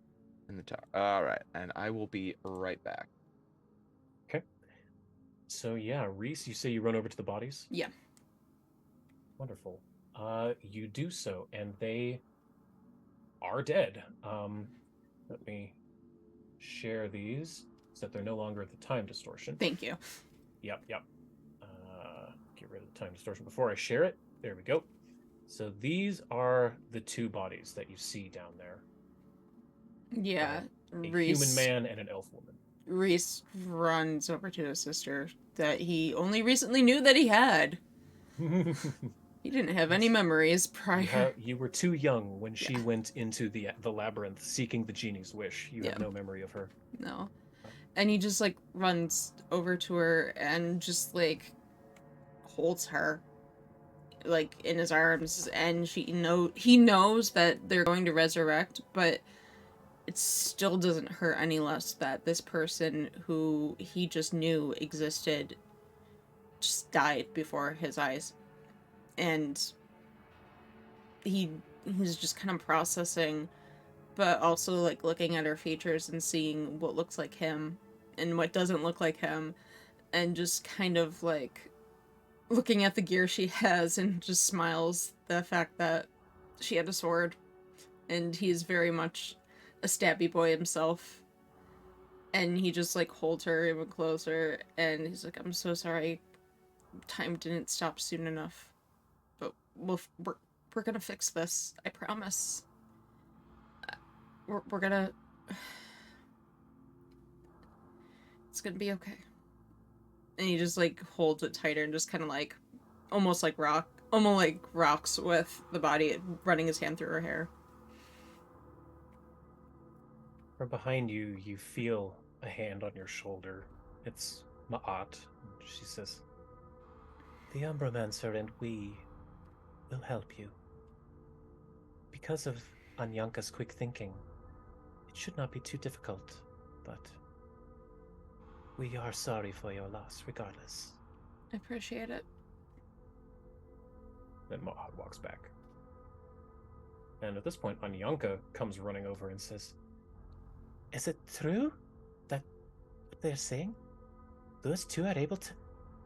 Oh, Gunnar, Adelina. I tried my best. I'm not a healer. I did what I could. You did everything you could with the time that you had. No, you're You're perfectly fine. You Time did. was the only thing I could think to give. That's all the time needed. Enough to stop for, 50 odd years. I thought I'd be able to escape, come back, find a rune of a resurrection. I know they're rare, but I thought I could do it. But And she looks down at these spikes that are sticking out of her rib cage, and she says, I clearly didn't make it that far. He's kind of a jerk and very powerful. Taking a few blows from him, so that's not on you. You seem like you are very capable of handling yourself. Oh, I thank you, Reese. You always were such a sweet little boy. Yeah, sweet is, what I do. You've grown into a strong, strapping young man. Adelina would be proud. Well, she's not gonna believe her eyes. Well, should we get to it then? Yeah. Con, what are you up to? Waiting for Enlarge to go away. That's so I right. can go through the door. It does. I forgot that you were large. So yes, after a minute or two from the fight, you shrink back down to your normal size. And you were checking what again? Oh, Zavid was checking stuff out. I was just gonna grab a Zavid. few crystal shards for souvenirs. Ah, yes. Zavid, you realize that your detect magic is almost going off on its own. And you realize that these crystal shards are very magical. I want you to give me any of the 4 major knowledge checks in the tower. Like the magic ones. I'll rely on religion then, because that's Okay. my best stat there. You realize that this crystal is a divine prison. This crystal could easily be used as a very powerful focus for your staff. I'm gonna take several. I think I'll take as many as I'm able to carry. We'll say like. Con has a bag of holding. I have a bag of holding. God. Yeah. I guess we'll just say like 20-something shards of varying sizes. And I'm thinking, and I see like, Khan, you're doing kind of the same thing. I'll be like, let's just take them as many as we want. We can find a use for these. Absolutely. Just like start filling the bag, even though that's sort of a fool's errand since it won't fill up all the way Right, anyway. So I'll put something in your inventory. Let's say here, divine prison shards. We'll call it 20. There we go. Put that into your inventory, Zavid. All right, 20 shards sounds good. One of those is bound to be like the one, and then with the others, who knows what we could do with that? Lots of stuff. And but as then far as gear, that's the only thing that's here. yeah, All of Zalishkar is gone. I bet I'm guessing he manifested those Yes. swords. They're like a part of him. Essentially. I was hoping we could get like some sick ass demon fire swords or something out of this, but that's all right, I suppose. Actually, Reese, give me an Arcana check in the tower. Skills. There we go. Yeah, skills.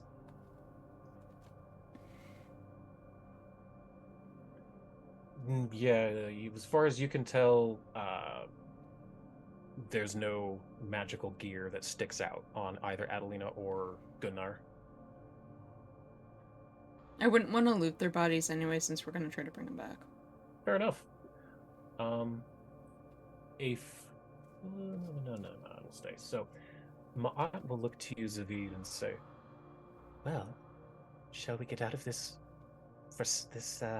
half-Thor forsaken prison? Please. Let's get those corpses loaded up on Rot Trot, and I'll walk Rot Oh. Trot over and get their bodies over his back so that we don't have to carry them ourselves. We can take them Easily with us. enough. And as you get the central chamber whence you came in, Ma'at whispers an incantation, and all of you, in a blinding flash of light, are once again, oops, not with the demons they came with because they're friendly. But yes, all of you are back once again within the chamber, and I need to get those bodies. 1 second. They're probably going to be huge. I apologize. Yep. Ah! Yep. Hmm. There we go. 1, and then Adelina. Bam. Again, huge. Sorry. There we Like, go. I know Reese is tall, but damn. Yeah, so you're all able to, you bamf back to the room chamber, and as you do, the wine jar, the bottle of binding itself, begins to crack, and it shatters into dust. Ma'at says, It would appear that the labyrinth has fulfilled its purpose. Lux Et Umbra, all of you are quite something. You know, we try. We try. Shall we get back to our throne room? It would seem we have a ritual to enact. Where's Chompy and our friendly Mamator? since we ran away, I had to take them off of the combat tracker. Let me grab them again. What is your plans for the Mamator now that there is no labyrinth? Or at least there's no reason to guard the labyrinth. We think we will let him wander the halls of the palace in the city. We think he would like that. Mamator. Think he would do. Let's see, where is he? There he is. Make him visible, make him friendly. There we are. There's the Mamator. Shows up immediately, attacks. Like, no! I thought we were friends! And then Chompy. Where are you at, Chompy? There he is. Chompy, make him visible, make him friendly. Perfect. There they are. And they would be sitting pretty much exactly where you left them, with Hoppy Unk sitting on the stair and Chompy getting pets right beneath. Oh. I'll call Chompy up to us. Are you ready to come and see the wider world and the buffet that it offers? Don't be hungry. I would not have it any other way. Very well. Hoppy Unk, please, lead the way back to the front of the labyrinth. And I think with that, we're going to stop tonight. Great job, everyone. You've defeated Zalishkar of the Bitter Flame. You've recovered the body of Reese's dead sister and her adventuring crew. You've beaten the Labyrinth of Shiman-Sekh. And you want to know what else? You've hit level 14, bitches. So, between now and next week, please be thinking of your feet, all your stuff you want. Khan, I'm going to DM you something I would highly recommend. You can do what you want, but I got something I would really recommend. But thank you, everyone, for joining us. I know this was a particularly long session, but I was really hoping we could get through all of that labyrinth today, and we did it. Thank you, everyone. 8 minutes to spare, Elliot. Yeah. So we will see everyone next week, hopefully, unless something comes up. Thank you so much for joining us, and we'll see you next time. Bye. Bye.